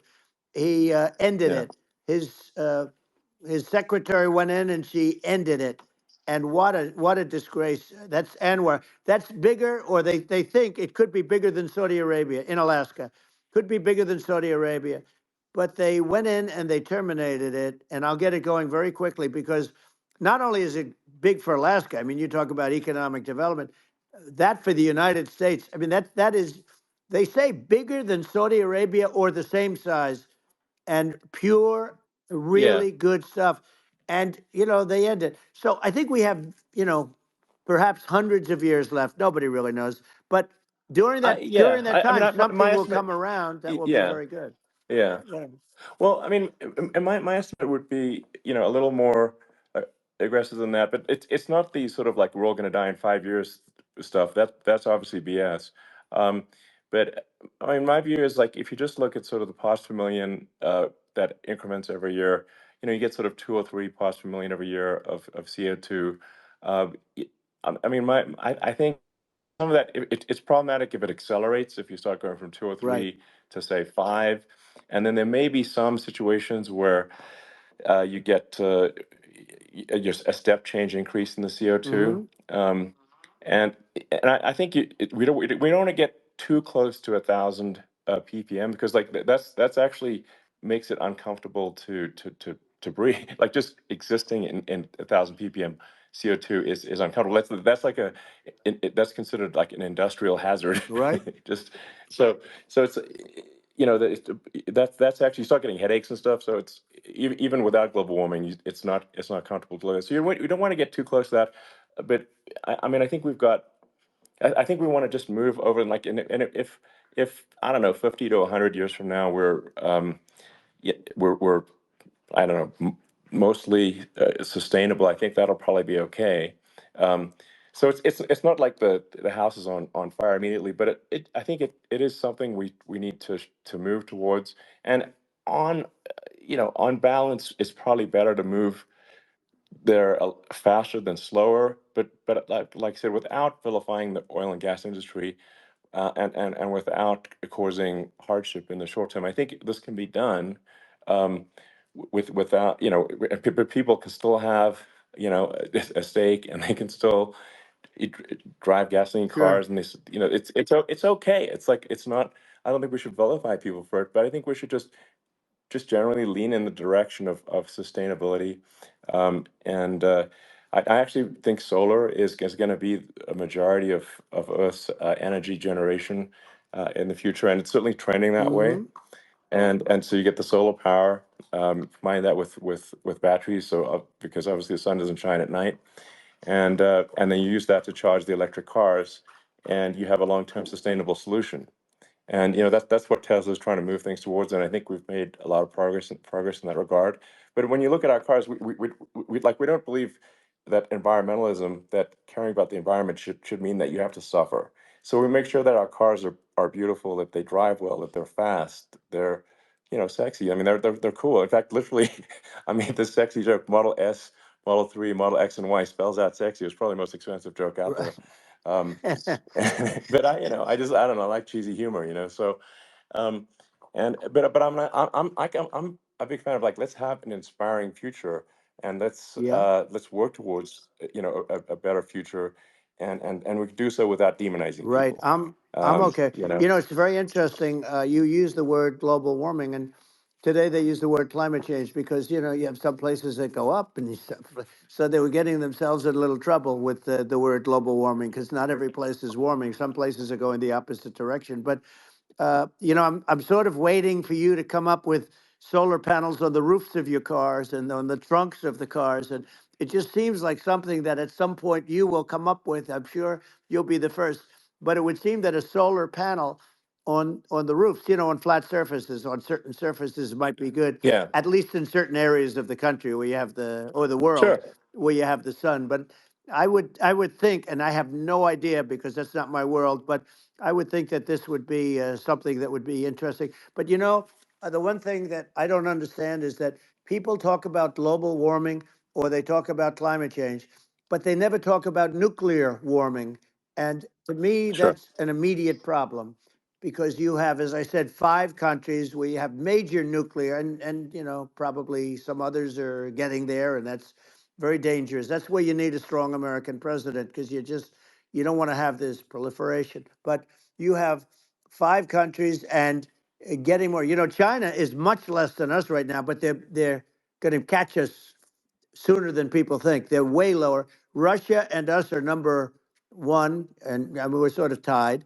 And China is far behind, but they're developing at a level that you're not surprised to hear very fast.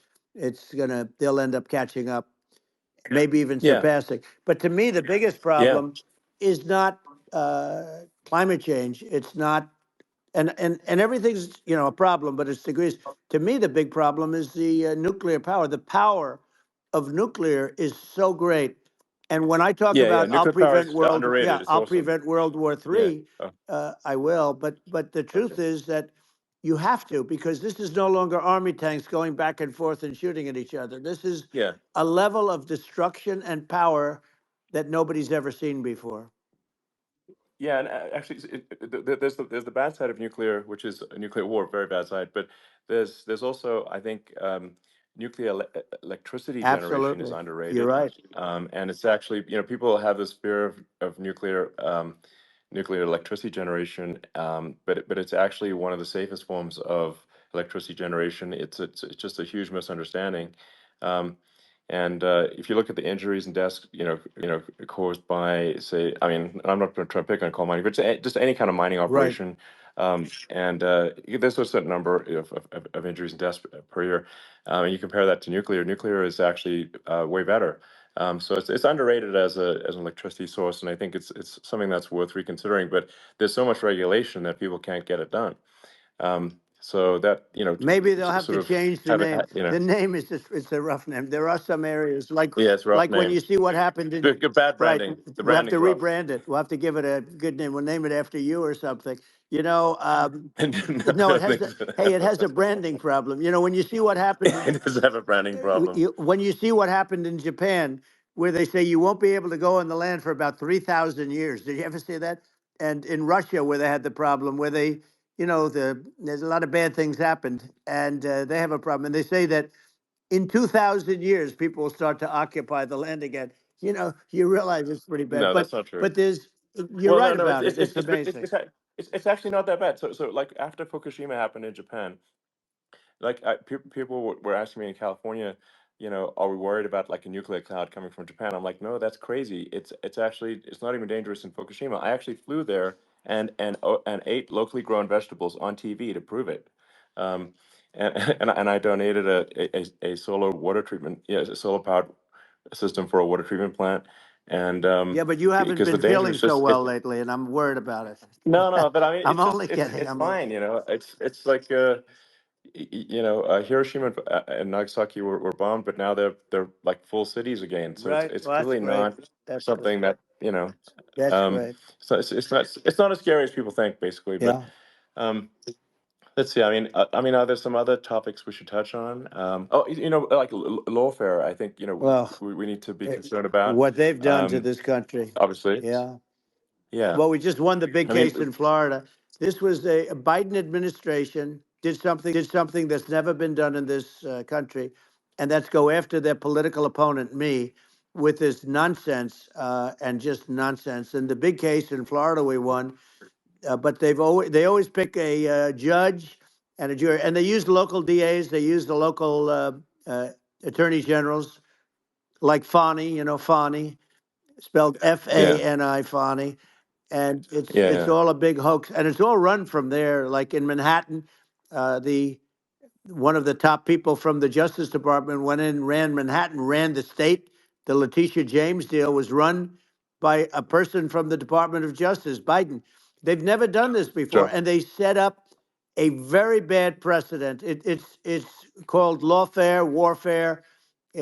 Yeah, It's a terrible thing, and never happened in our country. It does happen in banana republics and third world countries, but it's never yeah, happened. And the incredible thing is it actually drove my numbers up because people see, fortunately I have a platform like you, or in all fairness, like a conversation like this where I can talk about it and people understand. I mean, you fight for election integrity and you end up getting indicted because you're fighting for election integrity. And when the day comes that you can't fight for election integrity, you don't have a country anymore. So what yeah, happens is they went after their political opponent, me.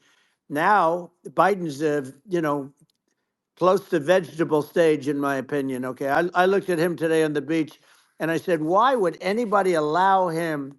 The guy could barely walk. Why would anybody allow him? Does yeah, he have a political advisor that thinks this looks good?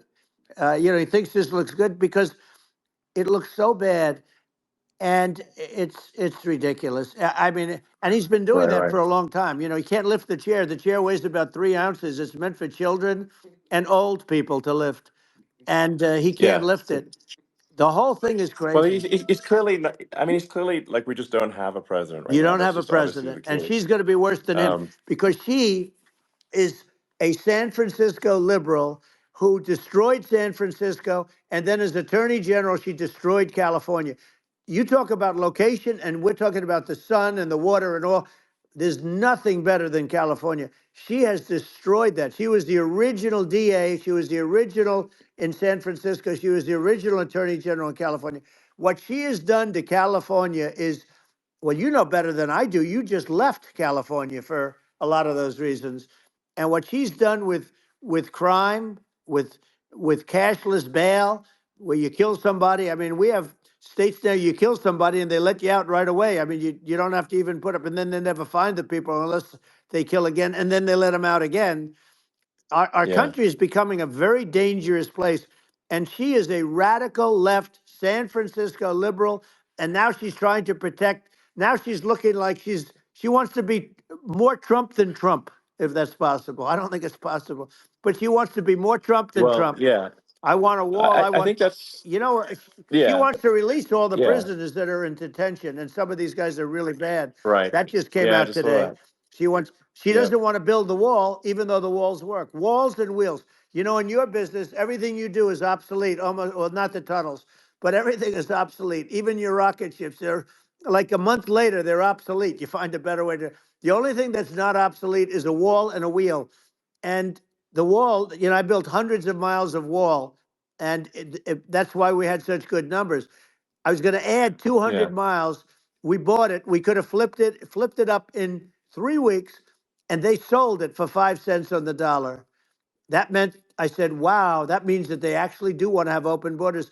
She wants to have open borders, and now she's going like she's tough on the border.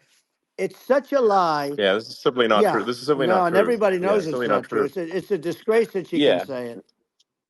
No, I mean, obviously, what's happening sort of overnight is they're rewriting history and making Kamala sound like a moderate when in fact she is far left, like far Worse left. than Bernie Um, Sanders. She is considered more yeah, liberal by far than Bernie Sanders. She's a radical left lunatic. And if she's going to be our president, very quickly, you're not going to have a country anymore. And she'll go back to all of yeah, the things that she believes in. She believes in defunding the police. She believes in no fracking, zero. You no. Now all of a sudden she's yeah. saying, no, I will. I really want to see fracking. If they got in, the day she got in, she'll end fracking. And by the way, if people didn't think that, the lunatics that really believe in that, they won't vote for her. You know, like like the Yeah. Palestinians and Israel. She is so anti-Israel, and she's bad for both. Biden actually did something that was impossible. Both sides hate him. You know, both sides. That was a hard Yeah. thing to do. Unification. Yeah, no. I mean, Netanyahu came to give a talk to a joint Senate and House sitting, and I was there, and Kamala stood him up. What does that say? I think Um, it's highly that's disrespectful. And I say, if you're a Jewish person or if you believe in Israel, if you're a person that, you know, is a very pro-Israel, if you vote for her, it's worse than Biden. And Biden was bad. But if you vote for her, you ought to have your head examined. And you see tonight, I mean, as we're doing this, I'm seeing reports coming that they expect an attack tonight or tomorrow from hundreds and maybe thousands of rockets. You know, their Iron Dome, as they call it, as we all call it, but their shield that they build, that can be swamped. We'll use the term that's yeah, appropriate, swamped. But they yeah, swamp it by shooting enough missiles. You know this better than anybody. By shooting enough missiles, sure. they can't defend themselves. You know, they just obliterate the whole Yeah, place. And that's what some people think they're looking to do. And we have no leadership. There's no respect for the United States of America with these people. And I'm telling you, yeah, she'll be worse than him because she's a believer yeah. No, in I being think you're right. radical left, and he wasn't.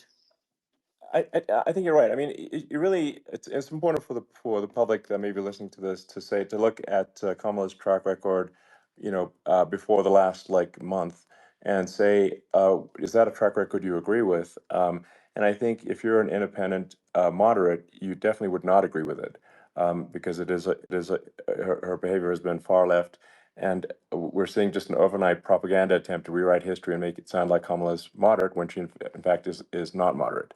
Well, Um, so I her think that, running mate approved, signed into legislation, tampons in boys' bathrooms. Okay, Now, Yeah, that's yeah, all that's I have weird. to hear.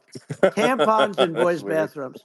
And that means she Yeah, believes in that too. I mean, yeah, it's not. That's she not picked okay. this guy because he was the closest to her. A lot of people thought she'd pick sort of the opposite, but she picked an anti-Israel radical left person. But she is far worse, they say, than Bernie Sanders. If we have her as a president, if we have a Democrat at this moment as the president, I don't think our country can survive.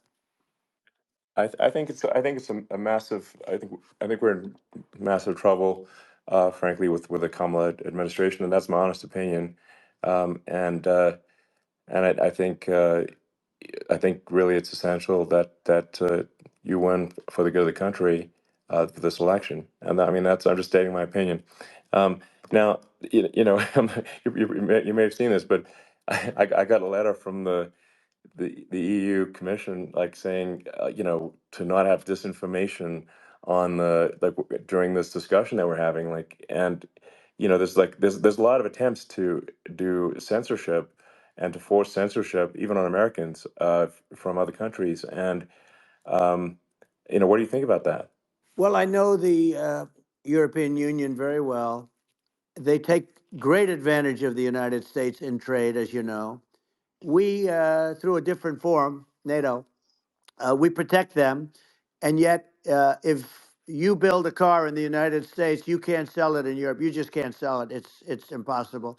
The same thing with our farmers. Our farmers find it very difficult to do business. You know, we have a deficit with them of $250 billion, which people don't know. It sounds so nice, the European Union, but let me tell you, they're not as tough as China, but they're bad. And I let them know it, and that's probably why they notified you. No, they don't treat our country well. We defend them, you know, with Ukraine. So we're in for 250 billion, and they're in for about 71 billion, and they have the same size. It's if you add up the European nations that in terms of an economy, it's about the same size. When you say as us, and they're in, Yeah, and they're in much greater risk. They they're right there. We have an ocean separating us from, in this case, the enemy would be Russia. It used to be for the yeah, Soviet Union, but let's assume they're close enough. And what happens is uh, they're in for 70 something million. I think even less than that, billion, and we're in for about 250 billion, and it could be a lot higher than that. And I say, why aren't you going to equalize? Why aren't they paying what we're paying? And they're in much more, it's much more important for them because of the fact that, they're right near there. I mean, they're all sort of in that location. We're not. But yeah, they should, and I did it with NATO. There were only 7 countries that were paid up in NATO out of 28 at the time. And the United States yeah, was the United States was subsidizing NATO, tremendously subsidizing NATO. And I said, I went yeah, in and I said, you yeah, got to pay up. If you don't pay up, we're not going to defend you any longer. I took a lot of heat, but you know what happened? Billions and billions of dollars came flowing in, and yeah. I think a lot of the public isn't aware of the fact that the United States pays a disproportionate share of the NATO expenses, and then we get even though taken advantage of on trade. So think yeah, about it. well, I mean, the point of NATO is defending Europe, and it's it's like then okay, well, why is the United States paying disproportionately more to defend Europe than Europe? That doesn't make sense. That's unfair, and that is an appropriate thing to address. Well, Um, when you talk about so cost cutting and savings and everything else, I mean, honestly, look, there's nobody that feels worse about the Ukraine situation than I do because I know it would have never happened. I know Zelensky. He was very honorable to me because when they went with the Russia hoax and they said I had a phone call with him, he said it was a perfect phone call. It was a great phone call. He could have grandstanded and, said, oh, he was very threatening. He said, no, it was a very nice phone call. I called him up to congratulate him on his win, and you end up getting impeached because these people are yeah, yeah, lunatics. I was talking about the difference from the people within and the enemies on the outside. In many cases, the people from within are more dangerous for our country than the Russias and the Chinas. If you have a smart president, you're not going to have a problem with them. You're going to do things. yeah, Now they've taken advantage yeah, of us absolutely. incredibly, but you're going to do things with the right person. Yeah, well, I think it's obvious that you're a believer and an advocate of free speech, because during your first term as president, you were attacked relentlessly every day, often very unfairly with with false attacks, and you didn't try to shut down the media. You didn't try to uh, inhibit their freedom of speech, and I think that says a lot. Well, the good thing is that you and I have, and some people, very few, we can get the word out. Although sometimes it's hard because they don't want to print it. Like we're having a great conversation right now. Kamala wouldn't have this conversation. She can't because she's not No. smart. She's not a smart person, by the way. She can't have this conversation. And Biden, we don't even have to talk about it. I mean, he couldn't have this conversation. He would have given up on the first half of a question. He would have walked out. He would have said, "Where am I? Where am I going?" So anyway, but Yeah, no, he wouldn't have this. that's true. Not a lot of people would have this conversation, but we cover a lot of territory. But the beauty is that we can have a conversation, and Yes, you can I'm actually able have a to get it out conversation. without because I get treated unfairly This by is the a really press. big point. You can actually have a conversation with you, Yeah, it's nice, isn't it? and you can't have a conversation with Biden or Kamala. It's like not it's not possible. That's true. Um, so this is like talking to an NPC. No. So it's just Well, impossible. but think of it. We need a man or person who's unbelievably sharp in order to stop all the nuclear danger and all the dangers that I'm talking about. And I got along with all these. I got along with Kim Jong Un. We had dinner, we had everything, and he really liked me, and I got along with him really well. By the way, he's the absolute boss over there. A lot of people said, "Oh, do you think he really?" That's for Let me sure. tell you, I saw things that you don't want to know about. He is the boss. But we had a good relationship, and he doesn't like Biden. He considers him a stupid man. He said he's a stupid man. Well, at least he speaks his mind. But in this country, you're not sort of allowed to say it, but I guess you are. You should be allowed to say it if Yeah, it's true. But we need smart people, and we need people that have an ability to lead. And she doesn't have that ability. Can you imagine? Now, yeah. Chairman Xi very well. Can you imagine her and him negotiating or No, it's even silly. It would be standing silly. together? It is the whole Yeah. concept is ridiculous. She is terrible. She's terrible. But she's getting a free ride. I It saw a would. picture of her Yeah, yeah, on Time Magazine today. She looks like the most beautiful actress ever to live. It was a drawing, and yeah, actually, yeah. she looked very much like our great first lady, Melania. She looked, she looked, didn't look, Yeah. she didn't look like Camilla. That's right. But of course, she's a beautiful woman, so we'll leave it at that, right?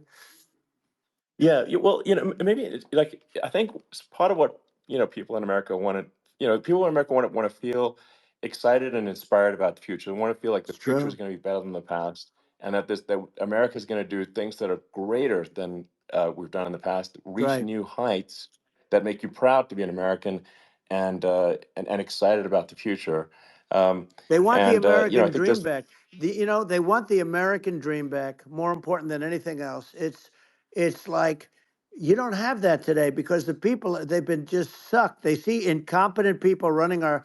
You know, the Biden thing is very interesting. People just found him to be incompetent, and when I debated him, I was like, "Is this for real?" It was yeah, it was just absurd.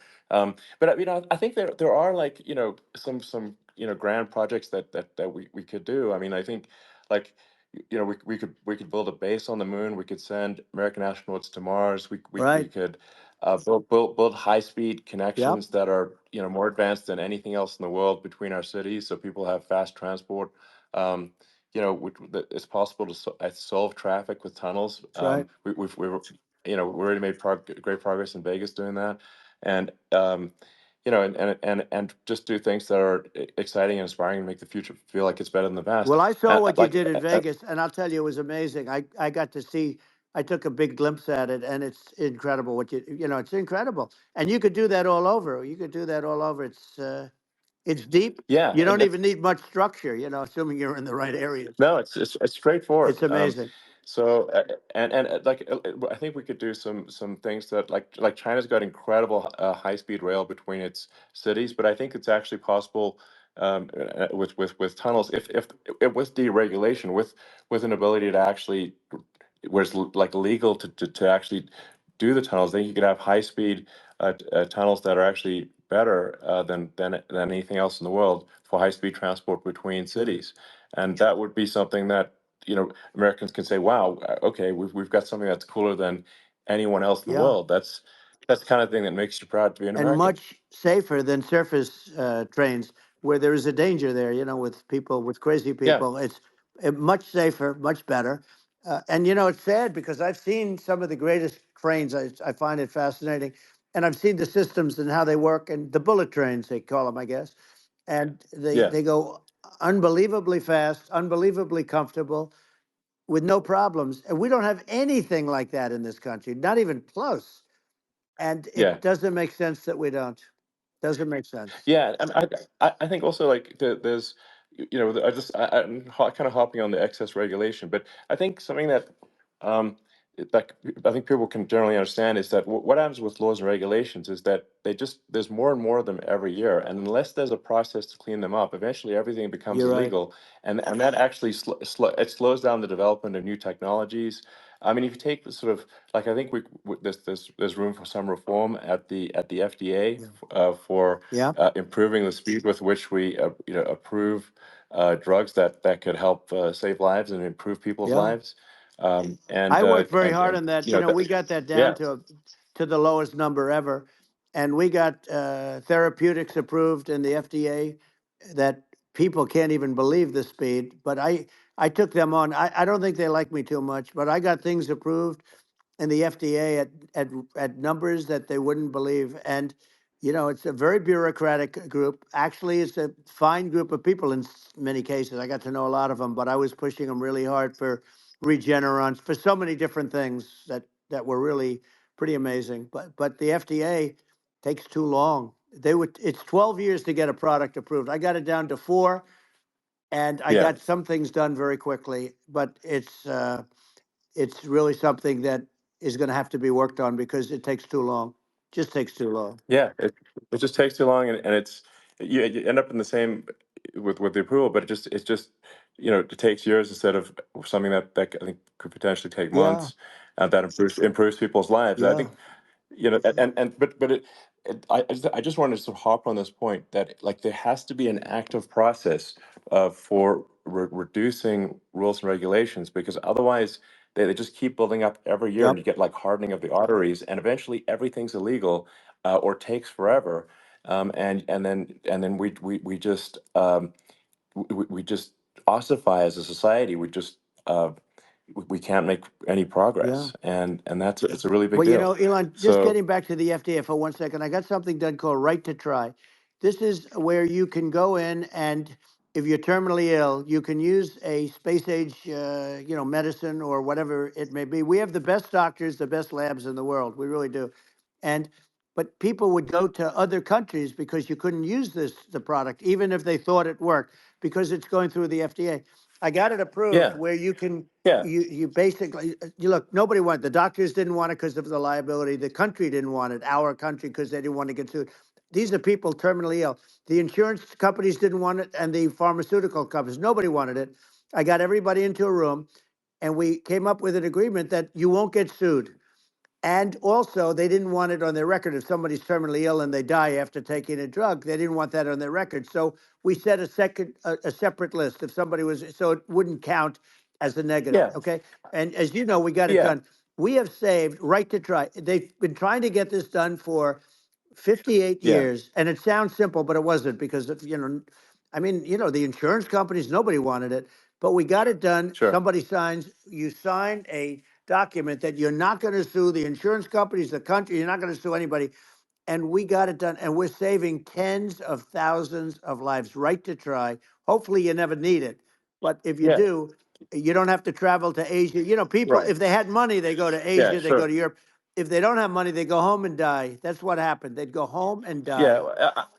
Well, I mean, and actually, to give Europe some props here, it's like if a drug is approved in Europe, which has a crazy amount of regulations, it should obviously be approved in the U.S. Yeah. I mean, they get more regulations than we do. So why would a drug be approved in Europe and not in the U.S.? That's crazy. Well, we did it. We did Um, something that really, they've been trying to do it for 50 years, and they just couldn't get it done. And I got it done. and it's really something. But you're right. Some people go to Europe because a drug isn't approved here, but it's approved in Europe, and it's a drug that, generally speaking, would Yeah, work. It's pretty crazy. You're absolutely. right. And I think so, as long as people are properly informed of the pros and cons and like these are the risks, these are this is the risk, and like you make your own decision. Yeah. That makes sense. Well, I think just, So in sort of closing up, and by the way, I'm looking at the numbers. You got a lot of people listening. I hope you don't get yeah. nervous because you got a lot of people listening to you right now, like 60 million or something. What is that number? It's crazy. It's amazing how you can see that right away. How many? What is the number? Wow. What is it? Well, Wow. I think in Wow. terms of people That's a that big. That's bigger than you said. You said 25, and you're much more than double that number, 25 million. I think you're going to be 60 or 70. And I guess over a period of time, hey, I congratulate you. Do I get paid for this or not? well, I think actually in terms of the number of people that will hear this conversation over the next few days to Right. weeks, it's going to be hundreds of That's what they millions. say. Yeah, that's good. Well, look, it's an Yeah. honor. Yeah, I just asked this, are you better off now, or were you better off when I was president? Nobody's better off now. People, we put out polls on that, and nobody's better off now. Inflation has killed it. And they also feel very unsafe. You look at what's going on with a lot of different things. You look at the riots we had at the Yeah. colleges over, I mean, it's ridiculous, but Right. all of the riots, they just feel unsafe. And now they really feel unsafe because you have a new form of crime. It's called migrant crime. I call it Biden Well, migrant yeah. crime. Maybe I'll call it Well, Kamala migrant crime. But I mean, with all these things, I always try to get to the ground truth by just asking people. And my mom lives in New York, and I was like, Mom, do have any of your friends, been attacked or assaulted? And she said, yeah, three of her friends in three separate crazy. incidents were assaulted just in recent months, just walking around the streets in New York. And I said, well, did what happened to the people that assaulted them? Oh, nothing. They got away. Like, and they just They know that always get away. nothing's gonna, and they don't ever, and that they don't even bother reporting it because there's not, they know that they're not going to, people are not going to get prosecuted.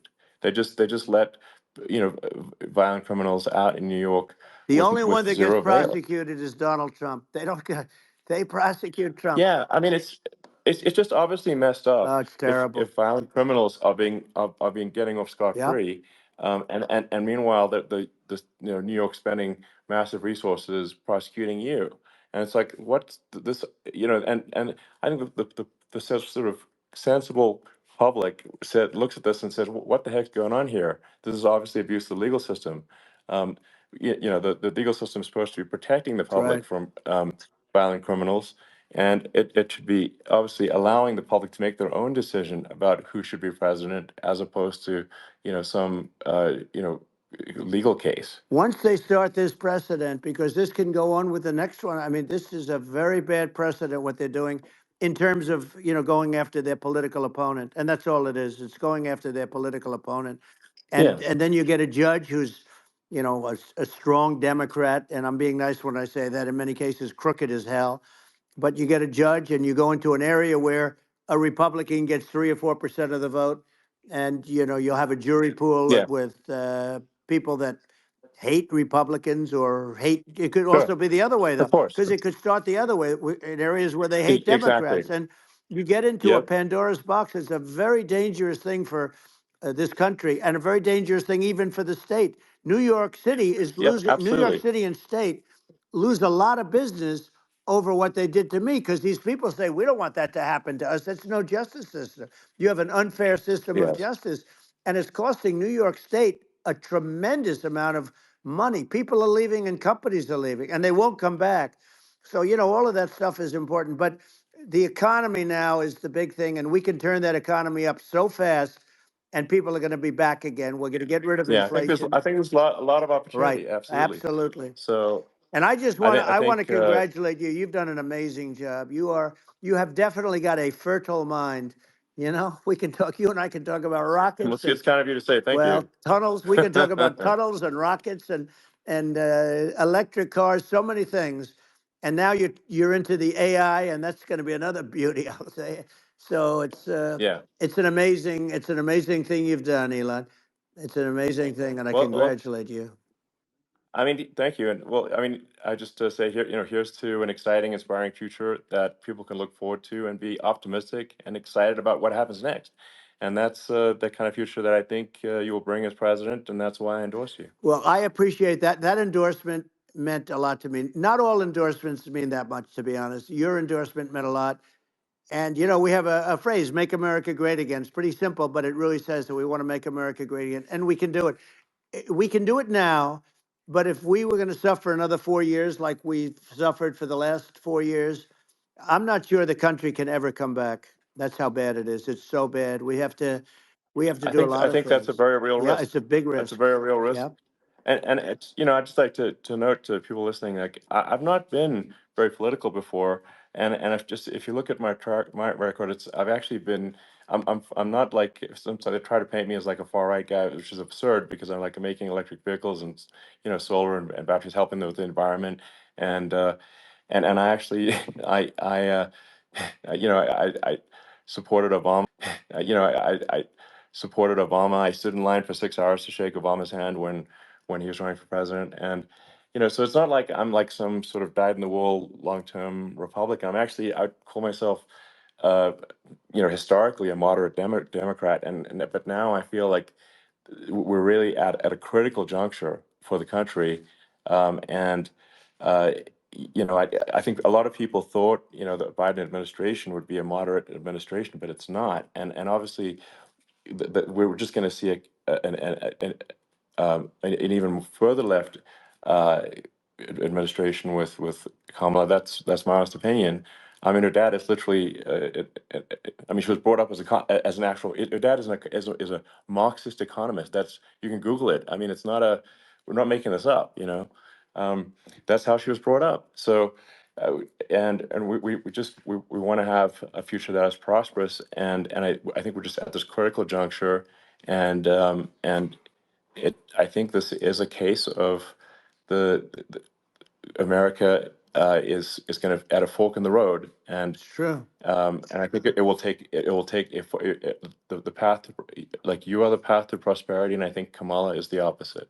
Then that's my honest opinion. I'm gonna get attacked like crazy, and I've also experienced quite a bit of lawfare myself. And but I'm just trying to tell people my honest opinion, and I haven't been really active in politics before, and I'm just trying to point out that my track record historically has been moderate, if not moderate, slightly left, and so this is to people out there who are in the moderate camp to say I think you should support um, Donald Trump for president. And I think it's actually a very important junction in the road, and we're in deep trouble if they don't, if it goes the other way. Well, I want to thank you. And, I actually always did think of you as somewhat left. I must say that. So it's Yeah. even more of an Well, that's honor to have yeah. your endorsement. I know how strong you feel about it. But, when you think of her, San Francisco, 15 years ago, I had a great friend, Bob Tish. He said it's the greatest city in America, and now it's almost not livable there. And California likewise. And she was involved in the destruction of San Francisco and the destruction of California, and she will be involved in the destruction of our country if people are so unwise as to elect her. And I hope that doesn't happen, and I hope the elections are going to be run honestly, and we're going to turn this country around. We're going to do things and we can do it fairly quickly. And we have to get rid of the criminals that have been, given to us by other countries as they laugh. They laugh at Yeah. us. They think we're stupid to accept these people. These are radical, stone cold killers in many cases and terrorists. And they're in our country by the hundreds of thousands. Yeah. And we have to take Yeah. them out. Yeah, I mean, if I could summarize it, perhaps, I think these are issues that I think most people in America would agree with, which is that we want safe and clean cities, we want secure borders, we want sensible government spending, we want to restore both the perception and reality of respect in the judicial system, just, stop the lawfare, and I think like, and how are those even right wing positions? I think those are that's just common sense, and that's I mean, would you agree with that? 100%. I don't understand, the whole, they call it progressive. They don't like the word liberal anymore, but call it liberal or progressive.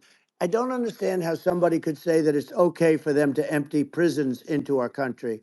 And again, I told you their Yeah, crime rates definitely all not over the world okay. are going way down, which makes sense. In fact, the next time what we'll do is if something happens with this election, which would be a horror show, we'll meet the next time in Venezuela because it'll be a far safer place to meet than our country. Okay. So we'll go, you and I will go and we'll have a meeting and dinner in Venezuela because that's what's happening.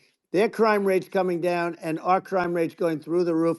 And it's so simple. And you haven't seen anything yet because these people have come into our country and they're just getting acclimated and they don't know about being politically correct law enforcement or lack of law enforcement.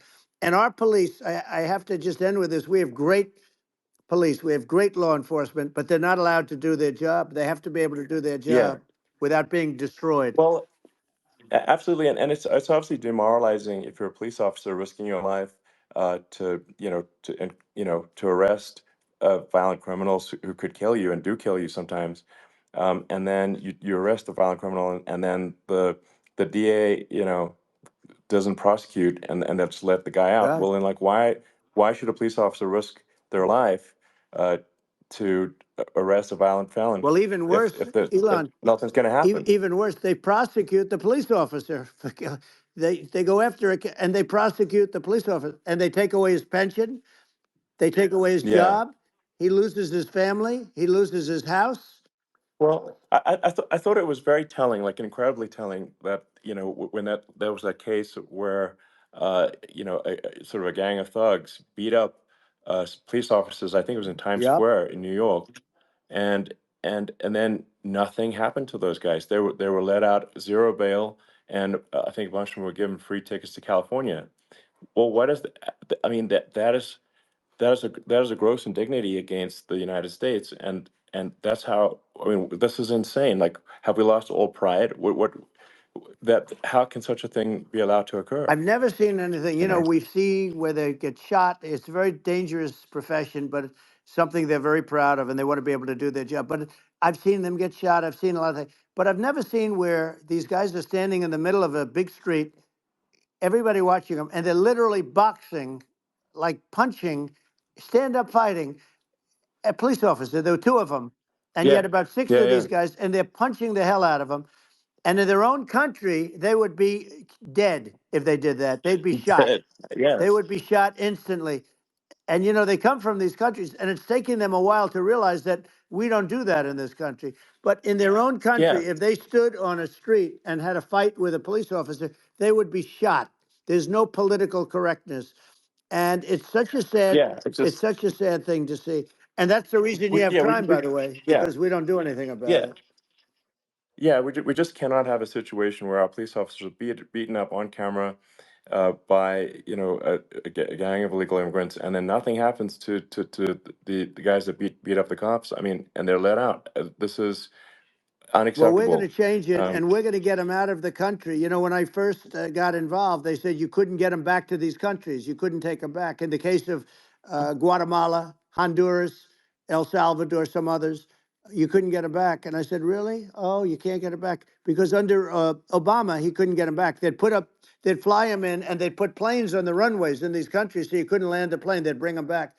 And the generals told me, sir, we can't bring them back. The countries won't accept MS-13 gang members. They won't accept them. And I said, really, how much do we pay these various countries in terms of economic aid, which is also somewhat ridiculous? And the answer was $750 million. I said, good. Tell them they're in default.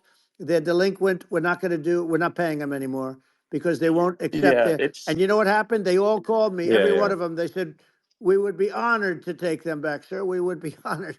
It was so easy, but it's one of those things. And we got them back. We took in so many. The MS-13 is probably yeah, the worst gangs in the world. They're the most vicious, violent. We took them out of here by the thousands and got them out of here, and their countries took them back. And because I said you're not getting any more economic aid, and once I said that, they were nice. They wouldn't take them back for yeah, Obama. They yeah, wouldn't take them back for anybody. And now we have a problem because we have this guy, and they don't take him back anymore with Biden because they don't respect him. Yeah, yeah. It's just gotta be done. We just can't have whether they're citizens or not citizens.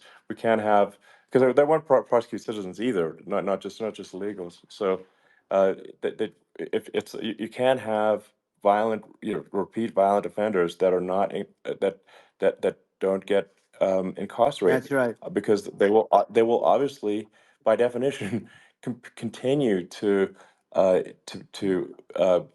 hurt people. And I think where part of this comes from is that there's and I do sort of consider myself liberal in some ways. I mean, it's just that you want to have empathy for Right. people. Obviously, you want to have empathy for people. I totally agree with that. You want to have empathy, but you also have to have empathy for the victims of the criminals. And if you just have empathy for the criminals, it's actually shallow empathy. It's not real.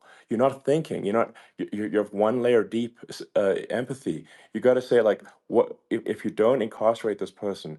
Who are they going to uh, hurt? Who are they might kill someone. They might rape someone. If you don't incarcerate them, you have to have empathy for the victims. And there's a lack of empathy for the victims of the criminals, and too much empathy for the criminals. It doesn't make sense. That's why you want to have deep empathy for society as a whole, not shallow empathy for That's right. criminals. And we have to give our police officers the dignity and the respect that they deserve. And we have to let them do their job. They can do a great job, but we have to let them do their job. And if we don't do that, it's going to all disappear. There's never been a society like this where you're allowed to do anything you want and nothing happens. And I'm talking about violent crime. And it's going to get more violent because these are really, really violent people, and we're going to get them out of our country, and we're going to get them back to where, because they were sent here by the presidents and by the various people that run those countries, and I know every one of those guys, and they're smart people, and they're streetwise people, and they really think that the USA is stupid. They think we're run by stupid people, and they happen to be right. But when I was there, we had no problem. We got them out. We took out thousands of MS-13 gang members. We brought them back. And now, again, it's the same old story. We don't do it. And they actually gave them a big increase in aid. They raised it up to billions of dollars, and they get nothing for it. So it's I hope everybody's going to vote for Trump, and we're going to get this country straight. And Yeah. I didn't need this. I, I'm I like you. I didn't need this. I had a very nice yeah. life. I didn't need to go Yeah, through yeah. court systems and go through all the other stuff and run at the Sure. same time. I have to run.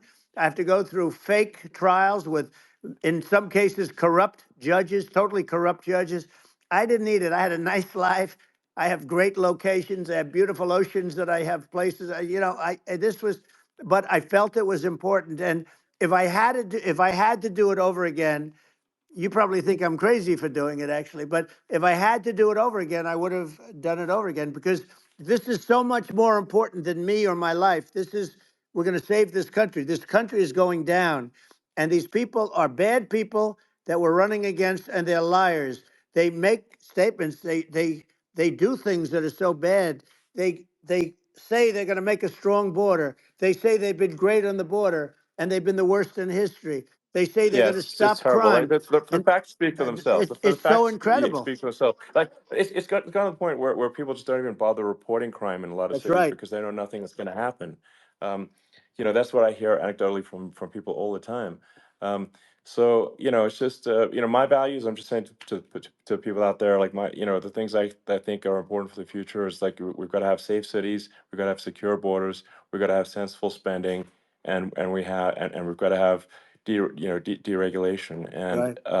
so we can have a prosperous future. And then we want to have some exciting, sort of moonshot projects that people can get fired up about. And that's the future I'm looking for. And I'm pro environment, but I'm not against.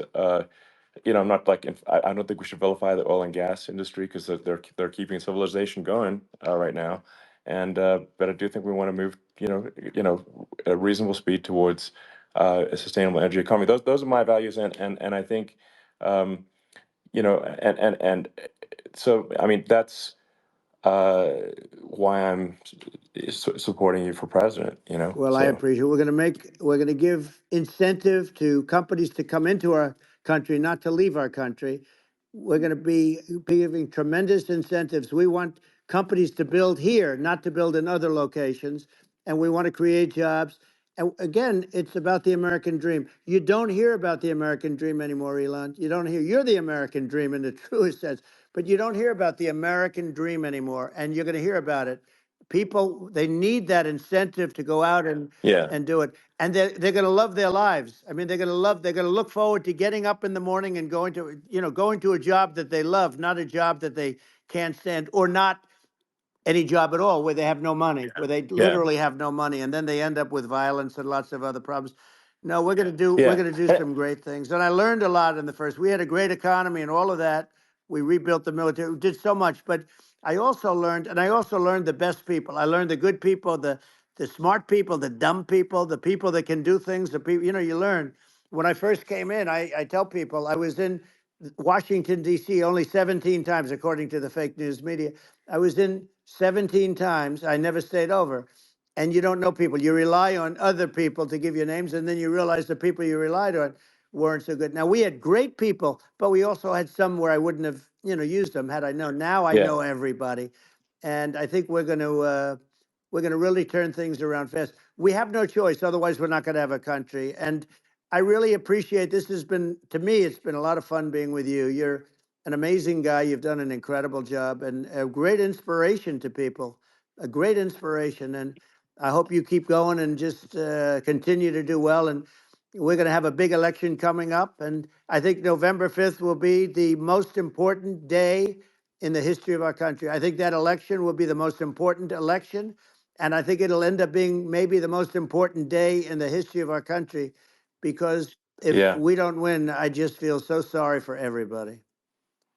No, I think we're at a fork in the road of destiny of civilization, and I think we need to take the right path, and I think you're the right path. So I think Well, that's what it comes down to. thank you very much, Elon. It's a great honor, and we'll do it again sometime. And it's been really fun, and I hope you got a lot of viewers. I hear you got a lot, but I hope you Sure. got Yeah. I know you got a lot of them. So I appreciate it. I'll see you soon. All right. Sounds good. Thank you. Thank you, Elon. Thank you very much. Bye.